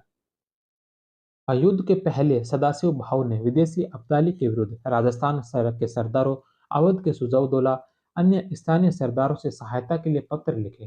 राजपूत, सिंधिया और होलकर के अत्याचारों के कारण मराठों के शत्रु हो गए, अतः वे तटस्थ रहे। पानीपत के तीसरे युद्ध के पहले भरतपुर के जाट राजा महाराजा सूरजमल ने मराठों को सलाह दी थी कि औरतों और बच्चों को अपने साथ न ले जाए, क्योंकि इससे उनकी युद्ध क्षमता व गतिशीलता प्रभावित होती है। लेकिन मराठों ने उनकी सलाह नहीं मानी। इस पर जाटों ने युद्ध से पहले ही मराठों का साथ छोड़ दिया व तटस्थ रहे। मल्हार राव होलकर युद्ध के बीच में भाग निकला। अब्दाली ने मराठा सेना का रसद मार्ग काट दिया, जिसके कारण मराठा सेना भूख से बिलबिलाने लगी। भोजन के अभाव में मराठा सरदारों ने भाऊ को परामर्श दिया कि हमने 2 दिन से कुछ नहीं खाया। भूखे मरने के बजाय तो शत्रु पर जोरदार हमला कर युद्ध में बहादुरी से मर जाना ही कहीं अधिक अच्छा है। भाव को युद्ध प्रारंभ करने के लिए विवश होना पड़ा। उसने अंतिम प्रयास करते हुए सुजाउद्दौला के दरबारी काशीराम पंडित को लिखा कि प्याला लबालब भर गया है, अब इसमें एक बूंद भी नहीं समा सकती है। लेकिन समझौता नहीं हो पाया और युद्ध शुरू हो गया। मराठे युद्ध में बुरी तरह पराजित हुए। विश्वासराव, सदाशिवराव भाऊ, जसवंतराव पवार, तुकोजी होलकर, जनकोजी सिंधिया आदि समेत करीब 28,000 मराठा सैनिक मारे गए। इब्राहिम गारदी भी मारा गया। महादजी सिंधिया घायल होकर युद्ध मैदान से चले गए। यह अहमद शाह अब्दाली का भारत पर 5वां आक्रमण था। छठा 1764 में, 7वां 1767 ईस्वी में। आक्रमण सिखों के विरुद्ध हुआ, लेकिन वह सिखों को कुचलने में असफल रहा। पानीपत में पराजय की सूचना एक व्यापारी द्वारा इस प्रकार कूट रूप में दी गई कि 2 मोती विलीन हो गए, 22 सोने की मुहरें लुप्त हो गई और चांदी तथा तांबे की तो पूरी गणना ही नहीं की जा सकती है। पानीपत के तीसरे युद्ध में मराठों के पराजय को बालाजी बाजीराव सहन न कर सके और 23 जून 1761 को इनकी मृत्यु हो गई। जदुनाथ सरकार ने पानीपत के युद्ध के परिणामों के बारे में लिखा कि महाराष्ट्र में संभवतः कोई ऐसा परिवार न था जिसने कोई न कोई संबंधी न खोया हो, तथा कुछ परिवारों का तो सर्वनाश ही हो गया। जदुनाथ सरकार ने लिखा कि मराठा सेना की मुकुटमणि पानीपत में खो गई और इस युद्ध के पश्चात मराठों का अखिल हिंदू स्वराज की स्थापना का स्वप्न धूमिल हो गया। पानीपत के तीसरे युद्ध के प्रत्यक्षदर्शी काशीराज पंडित था। पानीपत के तीसरे युद्ध का आंखों देखा वर्णन करने वाले काशीराज पंडित ने लिखा है कि हर एक दुर्रानी सिपाही 100 या 200 कैदियों को पकड़ कर लाता और यह कहकर काट डालता कि जब मैं देश से चला था तो मेरे माँ बाप बहन तथा स्त्री ने मुझसे कहा था कि तुम हमारी खातिर जितने भी काफिरों को काट सको उतनों को काट डालना। आरबी सरदेसाई। पानीपत के तृतीय युद्ध में युद्ध ने यह निश्चित नहीं किया कि भारत का कौन शासन करेगा, बल्कि यह निश्चित किया कि भारत पर शासन कौन नहीं करेगा। मराठों की पराजय के कारण सदाशिवराव की कूटनीतिक असफलता, अब्दाली की तुलना में उसका दुर्बल सेनापतित्व। मराठों की हार का प्रमुख कारण सैन्य दोष और भारतीय शासकों की एकता में कमी था। मराठों ने गुरिल्ला युद्ध पद्धति वर्गीगिरी के स्थान पर प्रत्यक्ष प्रत्यक्ष युद्ध किया तथा इब्राहिम गारदी के तोपखाने पर अधिक आश्रित रहे। अब्दाली के पास मराठों से अच्छी घुड़सवार सेना थी। मराठों को स्थानीय शासकों, राजपूत, सिखों व जाटों का सहयोग नहीं मिला। मराठा सरदारों में आपसी द्वेष था। भाऊ मल्हार राव होलकर को एक व्यर्थ वृद्ध पुरुष समझता था और उसके सैनिकों के सामने ही उसे अपमानित कर दिया। नाराज होलकर ने कहा कि पूना के इस ब्राह्मण को नीचा नहीं दिखाया तो वह हम और अन्य मराठा सरदारों के कपड़े धुलवाएगा। परिणाम, दक्षिण में हैदर अली का उत्थान हुआ, पूर्वी भारत में अंग्रेजी साम्राज्य का उदय हुआ। इस युद्ध का सर्वाधिक लाभ अंग्रेजों को हुआ। बालाजी बाजीराव की प्रशंसा में रिचर्ड टेम्पल ने कहा कि मराठा घोड़ों ने कन्याकुमारी से लेकर हिमालय तक के झरनों तक प्यास बुझाई है।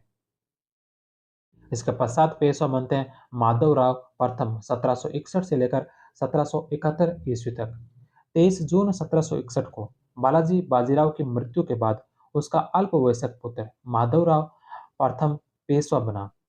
मात्र 17 वर्ष की आयु में पेशवा बने माधवराव ने मराठा शक्ति को पुनः स्थापित करने का प्रयास किया। अल्पवयस्क माधवराव अपने चाचा रघुनाथ राव के संरक्षण में शासन करने लगा। सरदेसाई के अनुसार माधवराव प्रथम पेशवाओं में सबसे महान था। माधवराव प्रथम ने जब शासन शक्ति अपने हाथ में लेनी शुरू की तो रघुनाथ राव राघोबा और उसके दीवान सुखाराम बापू ने रुष्ट होकर पदत्याग कर दिया। माधवराव ने शासन में सहायता देने के लिए नाना फडणवीस को नियुक्त किया। माधवराव प्रथम ने 1763 में निजाम को पराजित कर राक्षस भुवन की संधि की। इस संधि से मराठा निजाम संबंधों में ठहराव आ गया। 1772 ईस्वी तक मैसूर के हैदर अली को 4 बार मराठों ने परास्त किया था। प्रथम आंग्ल मैसूर युद्ध अगस्त 1767 को के समय एक तरफ अंग्रेज तथा मोहम्मद अली तथा दूसरी तरफ निजाम व हैदर अली ने मराठों से सहायता की मांग की, जिसके कारण एक मराठे एक निर्णायक शक्ति के रूप में उभर कर सामने आए, लेकिन पेशवा इस स्थिति का लाभ नहीं उठा पाया। 1772 ईस्वी में मराठा सरदार महादजी सिंधिया ने निर्वासित मुगल बादशाह शाह आलम द्वितीय को पुनः दिल्ली की गद्दी पर बैठाया तथा पेशवा को मुगल बादशाह के सहायक के रूप में नियुक्त किया। शाह आलम द्वितीय दिल्ली में अब्दाली के प्रतिनिधि नजीबुद्दौला के डर से दिल्ली से भाग गया। वह 1759 ईस्वी से ही इलाहाबाद में रह रहा था। शाह आलम द्वितीय ने मराठा पेशवा को वकील ए मुतलक तथा महादजी सिंधिया को नायब वकील घोषित किया। 18 नवंबर 1772 ईस्वी में क्षय रोग से माधवराव प्रथम की मृत्यु हो गई। रमाबाई इसके साथ सती हो गई। ग्रांट डफ उसकी मृत्यु मराठों के लिए पानीपत की पराजय से भी अधिक हानिकारक सिद्ध हुई। सरदेसाई माधवराव प्रथम की असामयिक मृत्यु मराठों के लिए पानीपत के युद्ध से भी महंगी पड़ेगी। इसके पश्चात पेशवा बनते हैं नारायण राव पेशवा। नारायण राव 1772 से 1773 एक साल ही पेशवा रहते हैं। यह माधवराव प्रथम का छोटा भाई था, किंतु इसका चाचा रघुनाथ पेशवा बनना चाहता था, अतः उसने 30 अगस्त 1773 ईस्वी को नारायण राव की हत्या कर दी। तत्पश्चात 1773-74 ईस्वी में रघुनाथ पेशवा हुआ। माधवराव द्वितीय या माधव राव नारायण राव 1774 से लेकर 1796 ईस्वी तक। नारायण राव की हत्या के कारण नाना फडणवीस ने राघोबा रघुनाथ का विरोध किया तथा मराठों का एक दल काउंसिल ऑफ एजेंसी अर्थात 12 भाई परिषद बनाया गया। नारायण राव की मृत्यु के बाद जन्मे पुत्र को माधव नारायण राव के नाम से गद्दी पर बैठाया। वास्तविक शासन नाना फडणवीस के अधीन एक शासन परिषद के हाथ में था। रघुनाथ राव ने हताश होकर 1775 ईस्वी में अंग्रेजों से सूरत की संधि कर ली, जिसके कारण प्रथम आंग्ल मराठा युद्ध हुआ। रघुनाथ राव को मराठा खलनायक भी कहा जाता है। मराठों ने निजाम को 1795 में खारदा या खुर्दा के युद्ध में पराजित किया। अतः 1796 में माधव नारायण राव ने नाना फडणवीस के नियंत्रण से दुखी होकर आत्महत्या कर ली। 1774 से 96 ईस्वी तक मराठा प्रशासन पर नाना फडणवीस व महादजी सिंधिया का नियंत्रण रहा। 1794 में महादजी सिंधिया की मृत्यु हो गई। बाजीराव द्वितीय 1796 से लेकर 1818 ईस्वी। माधव नारायण राव की आत्महत्या के बाद राघोबा का पुत्र बाजीराव द्वितीय पेशवा बना। इसने अपनी स्थिति मजबूत बनाने के लिए मराठा सरदारों को आपस में लड़ाया। यह अंतिम पेशवा था। बाजीराव द्वितीय ने 31 दिसंबर 1802 ईस्वी में अंग्रेजों से बसीन बेसिन की संधि कर ली। इससे मराठों में फूट बढ़ गई। बाजीराव द्वितीय के काल में अंग्रेजों ने 1818 में पेशवा पद समाप्त कर दिया। वह उसे पेंशन देकर बिठूर कानपुर भेज दिया। उसका उत्तराधिकारी उसका दत्तक पुत्र धुंधुपत जिसे नाना साहिब हुआ, जिसने आगे चलकर 1857 में स्वाधीनता संग्राम में महत्वपूर्ण भूमिका निभाई थी। अंग्रेज मराठा युद्ध। प्रथम आंग्ल मराठा युद्ध 1775 से 1782 तक चला। यह युद्ध रघुनाथ राव की महत्वाकांक्षा के कारण हुआ। रघुनाथ राव राघोबा जब पेशवा न बन सका तो उसने 6 मार्च 1775 ईस्वी को अंग्रेजों से सूरत की संधि कर ली। अंग्रेजों ने राघोबा को पेशवा स्वीकार किया। सूरत की संधि की शर्तें। अंग्रेज रघुनाथ राव को पेशवा बनाने के लिए 2500 सैनिकों की सहायता देंगे। इन सैनिकों को वह रघुनाथ राव देगा।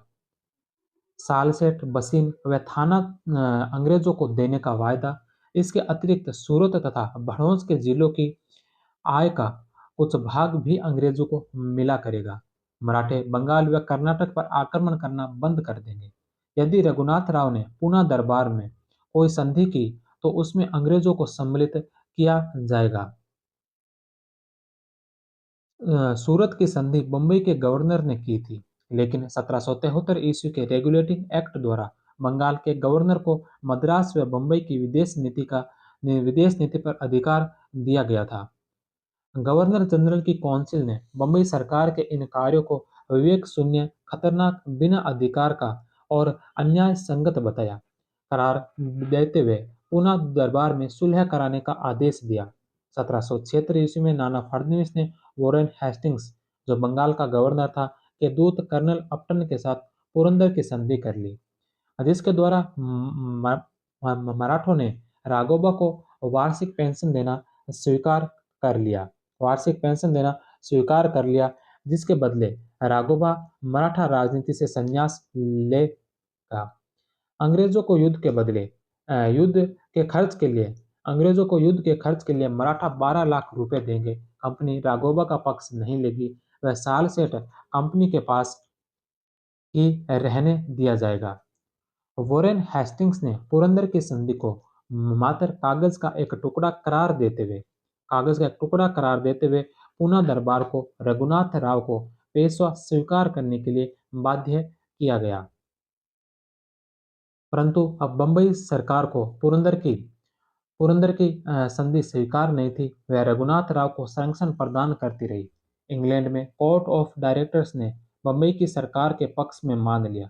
इससे उत्साहित होकर बंबई की सरकार ने कर्नल इजर्टन को नियुक्त किया, लेकिन इजर्टन की बीमारी के चलते युद्ध का नेतृत्व कर्नल कोकबर्न को मिला। किंतु 9 जनवरी 1779 को तलेगांव के युद्ध में बुरी तरह पराजित हुआ तथा बड़गांव की अपमानजनक संधि अंग्रेजों को करनी पड़ी। यह संधि महादजी सिंधिया ने की थी। अंग्रेजों ने 1773 ईस्वी के पश्चात विजित सभी प्रदेश मराठों को लौटा दिए। राघोबा का पक्ष लेना बंद कर दिया। पुरंदर की संधि अब समाप्त हो गई। अंग्रेजों की सहायता के लिए बंगाल से आने वाली सेना को रोक दिया। अंग्रेजों ने सिंधिया को भड़ोस के राजस्व का कुछ हिस्सा देकर स्वीकार कर लिया। बड़गांव की संधि की शर्तों पर प्रतिक्रिया देते हुए बंगाल के तत्कालीन गवर्नर वॉरेन हेस्टिंग्स ने कहा कि इस संधि की शर्तों को देखने पर मेरा सिर शर्म से झुक जाता है। इस संधि को वॉरेन हेस्टिंग्स ने स्वीकार नहीं किया। हेस्टिंग्स ने जनरल गोडार्ड व मोकाम के नेतृत्व में सेना की दो टुकड़ियां भेजी। गोडार्ड या गोहार्ड ने 1780 ईस्वी में अहमदाबाद व बसीन पर कब्जा कर लिया। फोपम ने 1781 में ग्वालियर पर अधिकार कर लिया।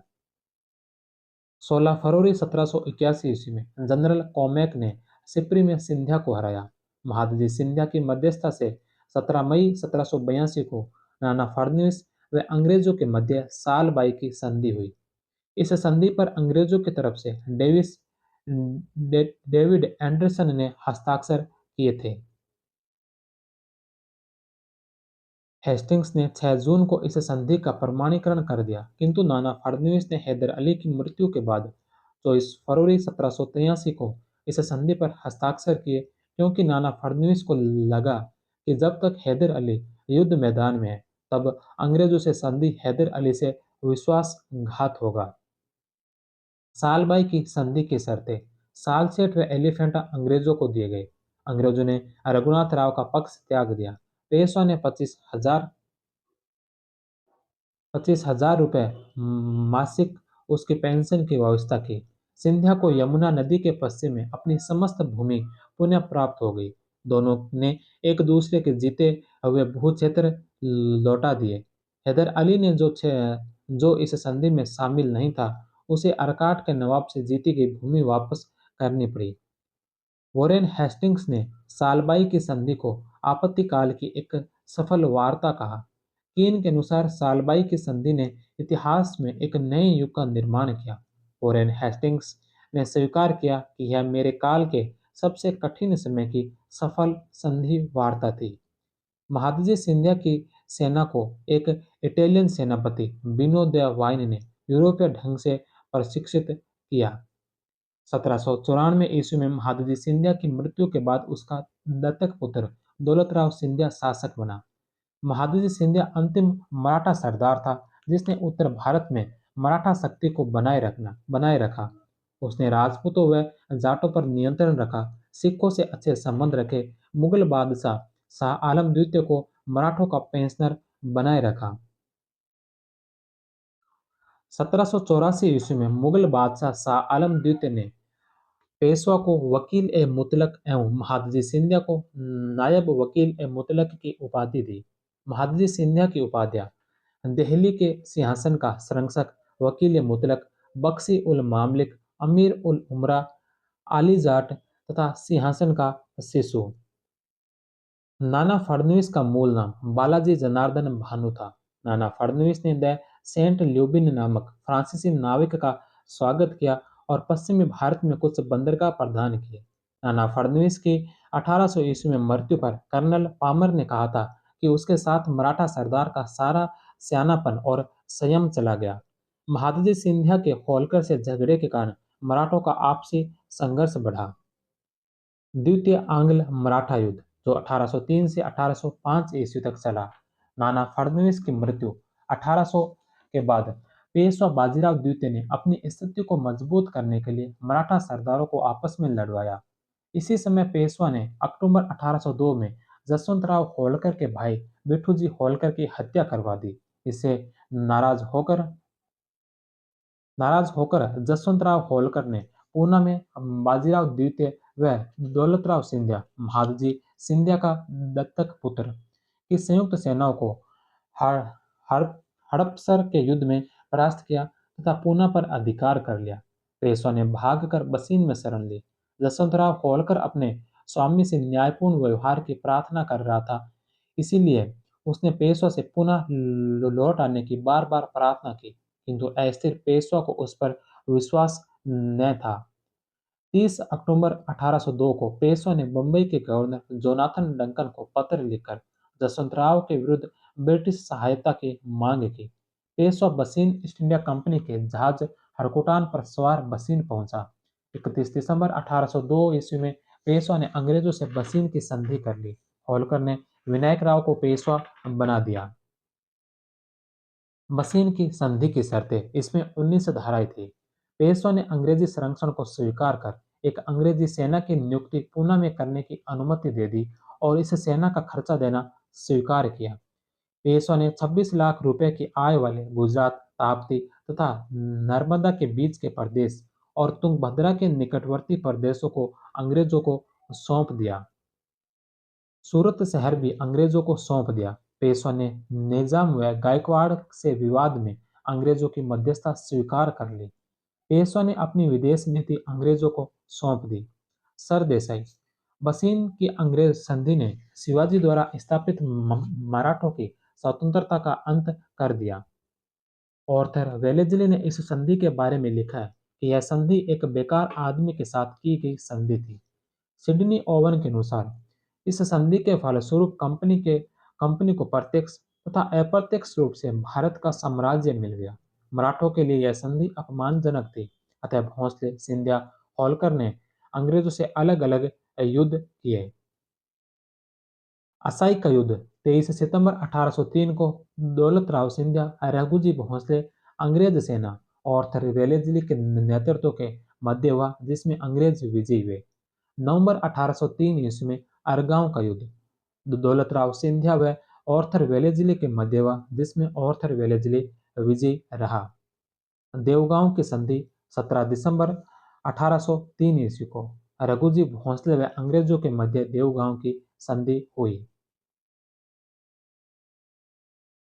संधि की शर्तें, कटक व बालासोर के क्षेत्र सहित वर्धा नदी के पश्चिमी भाग अंग्रेजों को दे दिए। अपनी सेना के सभी विदेशियों को निकाल दिया। अपने दरबार में एक अंग्रेज रेजिडेंट माउंट स्टोट एल्फिंस्टन को रखा गया। उत्तर में लॉर्ड लेक ने 1 नवंबर 1803 ईस्वी को लसवाड़ी के युद्ध में दौलतराव सिंधिया को परास्त किया। लेक ने अलीगढ़, दिल्ली और आगरा पर अधिकार कर लिया। 30 दिसंबर 1803 को सुरजी अर्जुन गांव की संधि हुई। दौलतराव सिंधिया व अंग्रेजों के मध्य सुरजी अर्जुन गांव की संधि की शर्तें, गंगा यमुना के बीच का क्षेत्र, बुंदेलखंड का कुछ भाग, गुजरात के कुछ जिले, गोदावरी तक का जंगल अंग्रेजों को दे दिया। सिंधिया ने जयपुर, जोधपुर और गोहद की रियासतें पर भी अपना अधिकार छोड़ दिया। एक अंग्रेज रेजिडेंट रखना स्वीकार किया। मेजर मेलकम को यहाँ प्रथम रेजिडेंट नियुक्त किया गया। 27 फरवरी 1804 को सिंधिया ने बुरहानपुर की संधि द्वारा सहायक संधि को स्वीकार कर लिया। मुकुंदरा दर्रा, कोटा के पास मुकुंदरा दर्रा का युद्ध अप्रैल 1805 ईस्वी में जसवंतराव होलकर व कर्नल मॉनसन के बीच, जिसमें जसवंतराव विजयी रहे। यह युद्ध होलकर ने परंपरागत मराठा सैन्य प्रणाली के अनुसार लड़ा।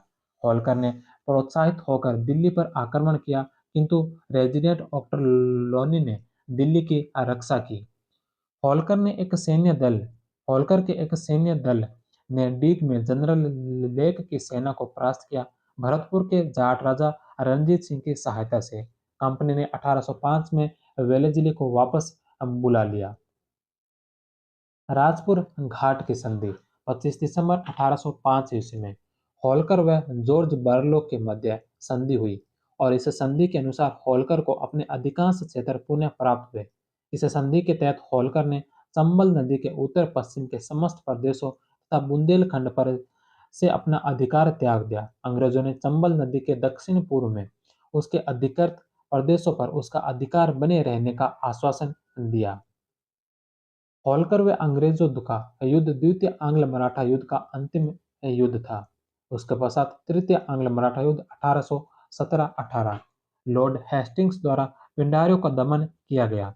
पिंडारी मराठा सेना में थे, अतः मराठा भी युद्ध में शामिल हो गए। 1811 में जसवंतराव होलकर की मृत्यु हो गई। मल्हार राव होलकर ने सत्ता 4 वर्ष का था सत्ता संभाली। इसकी संरक्षिका माता तुलसीबाई थी। पेशवा बाजीराव द्वितीय ने अपने मंत्री त्र्यंबकजी दंगलिया के प्रभाव में आकर अपने मराठा सरदारों को पुनः एकत्र करने का प्रयास किया। बड़ौदा के गायकवाड़ ने पेशवा तथा अपने बीच के मतभेदों को मिटाने के लिए अपने प्रधानमंत्री गंगाधर शास्त्री को पेशवा के पास भेजा, जिसकी पंढरपुर में पेशवा ने हत्या करवा दी। एल्फिंस्टन और उसके अंग्रेज साथियों ने आरोप लगाया कि त्र्यंबक जी ने पेशवा के कहने पर यह हत्या करवाई, जबकि वास्तव में यह हत्या एल्फिंस्टन ने करवाई थी, क्योंकि गंगाधर शास्त्री को कंपनी के कारनामों की जानकारी थी। यह कार्य त्र्यंबक जी के प्रोत्साहन से हुआ, तो अंग्रेजों ने त्र्यंबक जी को सौंपने की मांग की। पेशवा ने मांग नहीं मानी। अंग्रेजों ने त्र्यंबक जी को गिरफ्तार कर लिया। रघुजी भोंसले की 1816 ईस्वी में मृत्यु हो गई। रघुजी भोंसले के पुत्र पुरसुजी भोंसले व अप्पा साहब ने नागपुर की गद्दी को लेकर संघर्ष शुरू हो गया। 27 मई 1816 को अप्पा साहिब भोंसले ने अंग्रेजों से नागपुर की संधि कर नागपुर की गद्दी प्राप्त कर ली। इस संधि से नागपुर की स्वतंत्रता समाप्त हो गई। तृतीय आंग्ल मराठा युद्ध लॉर्ड हेस्टिंग्स के समय हुआ। सीताबर्डी का युद्ध 27 नवंबर 1817 ईस्वी को अप्पा साहिब भोंसले व अंग्रेजों के बीच हुआ, जिसमें अप्पा साहिब पराजित हुए। वह इलाहाबाद के दुर्ग में कैद कर लिए गए। बाजीबा गुर्जर को रघुजी तृतीय के नाम से 16 जून 1818 को अंग्रेजों ने नागपुर का शासक बना दिया। दौलतराव सिंधिया ने 5 नवंबर 1817 ईस्वी को ग्वालियर की संधि। दौलतराव सिंधिया ने बिना युद्ध किए ही अंग्रेजों की अधीनता स्वीकार कर ली थी। संधि की शर्तें: पिंडारियों का सहयोग न करने का वायदा किया। अंग्रेजों ने राजपूतों के राज्य जयपुर, जोधपुर, मेवाड़, कोटा, बूंदी से सीधे संध्या सिंधिया करने का सीधे संध्या करने का अधिकार सिंधिया ने प्राप्त कर लिया। पेशवा बाजीराव द्वितीय ने 13 जून 1817 ईस्वी को पुणे की संधि अंग्रेजों से की। संधि की शर्तें: पेशवा ने मराठा संघ का अध्यक्ष होने का दावा छोड़ दिया। अहमदनगर का दुर्ग अंग्रेजों को दे दिया। पेशवा ने त्र्यंबक जी को बंदी के रूप में सौंपना स्वीकार कर दिया। बड़ौदा के गायकवाड़ से वसूल की जाने वाली रकम 1 करोड़ से घटाकर 4 लाख प्रतिवर्ष कर दी गई। पेशवा ने इस अपमानजनक संधि के विरुद्ध अंग्रेजों से 3 युद्ध किए, जिसमें पहला युद्ध था किरकी का युद्ध। 5 नवंबर 1817 ईस्वी को जनरल स्मिथ व कर्नल बर के नेतृत्व में पेशवा ने अंग्रेजों के साथ की गई पुनः संधि को तोड़ते हुए 5 नवंबर 1817 को ब्रिटिश रेजिडेंसी पर आक्रमण कर उसे जला डाला, किंतु किर्की के युद्ध में जनरल स्मिथ तथा कर्नल बर के हाथों पेशवा की सेना को पराजय का सामना करना पड़ा। दूसरा युद्ध कोरेगांव का युद्ध 1 जनवरी 1818 को कोरेगांव नामक स्थान पर बापू गोखले के नेतृत्व वाली पेशवा की सेना ने स्टांटन के नेतृत्व वाली ब्रिटिश सेना पर भयंकर आक्रमण किया, परंतु जनरल स्मिथ के पहुंचने की सूचना पाकर मराठा सेना पीछे हट गई। इस युद्ध में अछूत माने जाने वाले महारों ने अंग्रेजों की तरफ से पेशवा के सामने चुनौती पेश की। तीसरा अष्टी का युद्ध 20 फरवरी 1818 को अष्टी के मैदान में जनरल स्मिथ के विरुद्ध युद्ध करते हुए पेशवा का सेनापति बापू गोखले मारा गया। तीनों युद्धों में पेशवा को अंग्रेज सेनापति जनरल स्मिथ ने पराजित किया। अष्टी के युद्ध में पेशवा का सेनापति बापू गोखले मारा गया। 3 जून 1818 को पेशवा ने मेलकम के सामने आत्मसमर्पण कर दिया। अंग्रेजों ने पेशवा का पद समाप्त कर दिया। पेशवा को 8 लाख रुपए वार्षिक पेंशन देकर कानपुर के समीप बिठूर भेज दिया गया। सतारा का एक छोटा सा राज्य बना दिया गया और मराठों की संतुष्टि हेतु उसको शिवाजी के वंशज प्रताप सिंह के अधीन कर दिया। शेष भाग तथा मैसूर के कुछ क्षेत्रों को मिलाकर 1818 में बम्बई प्रेसिडेंसी की स्थापना की गई। मल्हार राव होलकर द्वितीय 21 दिसंबर 1817 को महिदपुर के युद्ध में अंग्रेजों से परास्त हुआ। सबसे अंत में होलकर ने 6 जनवरी 1818 ईस्वी को मंदसौर की संधि द्वारा सहायक संधि स्वीकार की। यह संधि तात्या जोग के सहयोग से हुई। इस संधि द्वारा होलकर ने राजपूत राज्यों पर अपने दावे को छोड़ छोड़ दिया। नर्मदा के दक्षिण के जिले अंग्रेजों को सौंप दिए। अमीर खां पिंडारी को टोंक का नवाब मान लिया। इंदौर में एक स्थायी ब्रिटिश रेजिडेंट रखना स्वीकार कर लिया। यहाँ इस तथ्य को उल्लेखित करना आवश्यक होगा कि सिंधिया और गायकवाड़ ने तृतीय आंग्ल मराठा युद्ध में भाग नहीं लिया। इसके बावजूद हेस्टिंग्स ने दोनों को नई संधियों पर हस्ताक्षर करने के लिए बाध्य किया। सिंधिया ने बिना युद्ध के ही ब्रिटिश सर्वोच्चता स्वीकार कर ली।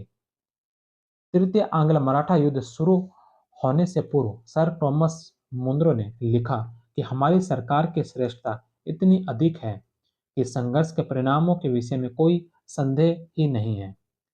तीसरे आंग्ल मराठा युद्ध के महत्वपूर्ण बिंदु। सबसे पहले संधि नागपुर के अप्पासाहेब भोंसले ने, सबसे बाद में संधि मल्हारराव होलकर द्वितीय ने, बिना युद्ध के संधि दौलतराव सिंधिया ने। अंग्रेजों द्वारा पेशवा प्रथा किस समय समाप्त की? बाजीराव द्वितीय के समय। पेशवा ने मराठा संघ की प्रधानता छोड़ी। पूना की संधि 13 जून 1817 ईस्वी को। इस युद्ध के समय British governor general Lord Hastings था। मराठों के विलेख में मौर्य लिपि का प्रयोग मिलता है। ऊर्जा पट्टी या तस्ती पट्टी वित्तीय संकट के समय वसूल किए जाने वाला टैक्स था। मराठा नौसेना में टंडल तथा सर टंडल नामक पदाधिकारी थे। लंगड़ा महादोजी कहा जाता है महादजी सिंधिया को। साहू ने किस पेशवा को अतुल पराक्रमी सेवक कहा था? बालाजी विश्वनाथ को। बालाजी विश्वनाथ ने किस की सहायता से साहू की वित्तीय कठिनाइयों को दूर किया था? माधाजी कृष्ण जोशी नामक साहूकार की सहायता से।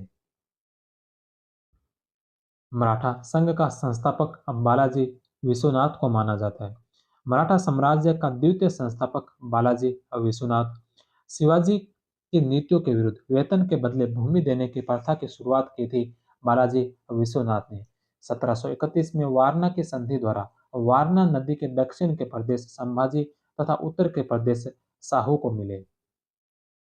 बीवापुर का युद्ध 1 अप्रैल 1731 में पेशवा व साहू के सेनापति त्र्यंबकराव दाभाडे के मध्य, जिसमें त्र्यंबकराव मारा गया। बाजीराव प्रथम की मृत्यु 8 मई 1740 को नर्मदा नदी के किनारे रावर नामक स्थान पर हुई। इस पेशवा को साहू ने उसके कार्यकाल में एक बार पद से हटा दिया था, बालाजी बाजीराव को 1747 ईस्वी में। प्याला लबालब भरा गया है, उसमें अब एक भी बूंद नहीं समा सकती। कृपया मुझे समझौते के विषय में उत्तर दो। यह कथन वाला पत्र सदाशिव भाऊ ने काशीराम पंडित को लिखा था। 14 जनवरी 1761 को सुबह काशीराम पंडित ने यह पत्र सुजाउदौला के सामने रखा। सुजाउदौला ने इस पत्र को काशीराम के साथ अब्दाली के साथ भेजा। अब्दाली ने इस पत्र पर विचार करने के लिए एक दिन का समय मांगा, किंतु यह संभव नहीं था क्योंकि मराठा सेना पानीपत के मैदान में पहुंच चुकी थी और इसी के साथ 14 जनवरी 1761 को पानीपत का तृतीय युद्ध शुरू हो गया। काड़ाबीन ऊंटों पर रखी घूमने वाली बंदूकें। किस पेशवा की हत्या में अंग्रेज दूत मॉसिटन का हाथ माना जाता है? नारायण राव। वह फ्रांसीसी कौन था जो अपने साथ पेशवा की हत्या का दृश्य वाला चित्र लेकर आया था? सेंट ल्यूबिन। 15 मार्च 1777 ईस्वी को मुंबई के पास स्टेडल नामक स्थान पर उतरा। नाना फडणवीस ने इनका स्वागत किया। सेंट ल्यूबिन का बहाना बनाकर मोस्टिन ने बम्बई कलकत्ता से लेकर लंदन तक यह मिथ्या समाचार फैला दिया कि पूना दरबार फ्रांस के साथ मिलकर अंग्रेजों के साथ षड्यंत्र कर रहा है। नाना फडणवीस ने भी अंग्रेजों के खिलाफ फ्रांसीसी होवा खड़ा करने के उद्देश्य से ल्यूबिन का जोर शोर से स्वागत किया। हालांकि यह फ्रांस की सरकार का आधिकारिक दूत नहीं था। वॉरेन हेस्टिंग्स को किस संधि को कागज का टुकड़ा करार दिया था? पुरंदर की संधि 1776 ईस्वी की। मराठों ने किस अंग्रेज कैप्टन को फकड़ा की उपाधि दी थी? कैप्टन स्टुअर्ट को। तुंगा का युद्ध। तुंगा का युद्ध यह 1787 में तुंगा लालसोट में हुआ, जिसमें जयपुर व जोधपुर की संयुक्त सेना ने महादजी सिंधिया को परास्त किया था। नाना फडणवीस की मृत्यु पर ब्रिटिश रेजिडेंट पामर ने कहा कि नाना के साथ मराठा शासन का समस्त विवेक व संयम चला गया है। नाना फडणवीस मुगल सम्राट को पृथ्वी सिंह की संज्ञा देता था। नाना फडणवीस ने कहा कि ईस्ट इंडिया कंपनी का आलिंगन आलिंगन विष कन्या का आलिंगन है। पूना दरबार में नियुक्त होने वाला पहला ब्रिटिश रेजिडेंट चार्ल्स मेलेट था। पेशवा को ज्योतिष व भूगोल की शिक्षा देने वाला अंग्रेज फिंडले था। पूना दरबार पूना दरबार में आने वाले प्रमुख यूरोपीय चित्रकार डेनियल व Wales observation on the treaty of Bassein Lord Castlereagh ने लिखी। इसमें बसीन की संधि की कमजोरियां बताई गई है। मराठा राष्ट्रध्वज जरी पटका था।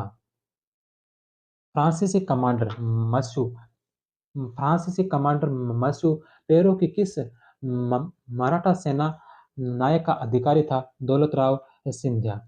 द्वितीय आंग्ल मराठा युद्ध के दौरान उत्तरी क्षेत्रों की रक्षा की जिम्मेदारी डी बायने की सेना सेवानिवृत्ति के बाद फ्रांसीसी कमांडर मस्यू पेरो के पास थी।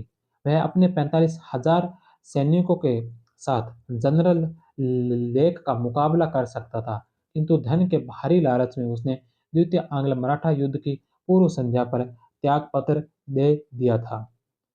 सुरजी अर्जुन गांव की संधि पर दौलतराव सिंधिया की तरफ से हस्ताक्षर किए थे मुंशी कमल नयन ने। वेलेस्ली ने जुलाई 1803 में कादिर नवाज खान नामक दूत किस मराठा सेना नायक के पास भेजा था? जसवंतराव होलकर के पास। 21 नवंबर 1805 को मुस्तफा मुस्तफापुर की संधि किस किस के मध्य हुई थी? दौलतराव सिंधिया व अंग्रेजों के मध्य हुई, जिसके तहत सिंधिया जसवंतराव होलकर से अलग हो गया। पानीपत के तृतीय युद्ध में मराठों की तरफ से लड़ने वाला पिंडारी सेनापति हुल खां। पेशवा बाजीराव द्वितीय ने इंग्लैंड के राजा जॉर्ज तृतीय तथा फ्रांस के नेपोलियन से कहीं अधिक योग्य था। मोंकिटास मुंबई का चीफ जस्टिस। अब भीमाबाई 20 वर्षीय विधवा ने किस युद्ध में भाग लिया था? 21 दिसंबर 1817 को लड़े गए महिदपुर के युद्ध में भाग लिया। भीमाबाई मल्हार राव होलकर द्वितीय की बहन थी। सिंधिया व गायकवाड़ ने तृतीय आंग्ल मराठा युद्ध में भाग नहीं लिया था। अंग्रेजों को अजमेर किस मराठा सेनानायक से प्राप्त हुआ था? दौलतराव सिंधिया से। विधवा विवाह पर मराठों द्वारा लिया जाने वाला टैक्स कौन सा था? पतदास। प्रमुख संध्या और संध्या कब हुई थी? किस युद्ध के बाद हुई थी? किन किन के मध्य हुई थी? पुरंदर की संधि हुई थी 11 जून 1665 को शिवाजी व मिर्जा राजा जयसिंह के मध्य। कजब की संधि 1668 में मुगल मराठों के मध्य। वारना की संधि 1731 में सतारा साहू व कोल्हापुर संभाजी द्वितीय की शत्रुता को समाप्त किया गया था। संगोला की संधि 1750 में हुई थी। पेशवा बालाजी बाजीराव व राजाराम द्वितीय के मध्य। मराठा राजधानियों का क्रम छत्रपति के अधीन। रायगढ़ 1774 से 1789 ईस्वी तक शिवाजी ने प्रथम बार इसे बनाया था राजधानी। जिंजी 1789 से 1798 ईस्वी तक राजाराम ने सर्वप्रथम इसे राजधानी बनाया था। सतारा 1798 से 1698 से 1708 ईस्वी राजाराम ने सर्वप्रथम बनाई। 1708 में मराठा राज्य दो भागों में विभक्त हो गया। दो भाग जिसमें सतारा 1708 से 1750 तक और कोल्हापुर शिवाजी द्वितीय के नेतृत्व में रहा था। 1750 की संगोला संधि द्वारा पेशवा वास्तविक शासक बना। पुनः पेशवा की राजधानी बनी 1750 ईस्वी में। और इसके साथ ही यह मराठा साम्राज्य का चैप्टर समाप्त होता है। इस चैप्टर में हमने आधुनिक का पाठ शुरू कर दिया क्योंकि जो अंग्रेजों की और मराठों के जो युद्ध थे आंग्ल मराठा युद्ध, ये आधुनिक हिस्ट्री का ही पार्ट है, लेकिन मराठों के चैप्टर में था इसलिए हमने इसी चैप्टर में पढ़ लिया है। तो इसके साथ ही मध्यकालीन भारतीय इतिहास का चैप्टर समाप्त होता है। अब हम अगली क्लास में आधुनिक भारतीय इतिहास शुरू करेंगे। अब कल और परसों 2 दिन कोई क्लासेस नहीं आएगी, होली का अवकाश है। होली का एंजॉय कीजिए, आराम से त्यौहार मनाइए। उसके पश्चात जो रवि कुलरिया साहब की जो बुक है हमारी मध्यकालीन का पाठ चल रहा है, जिसमें मुगल साम्राज्य का राजनीतिक इतिहास पूरा हो चुका है। इसमें 2-3 चैप्टर और बचे हैं, उन चैप्टर को करवाकर 19 या 20 मार्च से हम इस बुक का नाथ पब्लिकेशन की बुक का आधुनिक भारतीय का इतिहास शुरू करेंगे। आप सभी का बहुत बहुत धन्यवाद। जय हिंद, वंदे मातरम।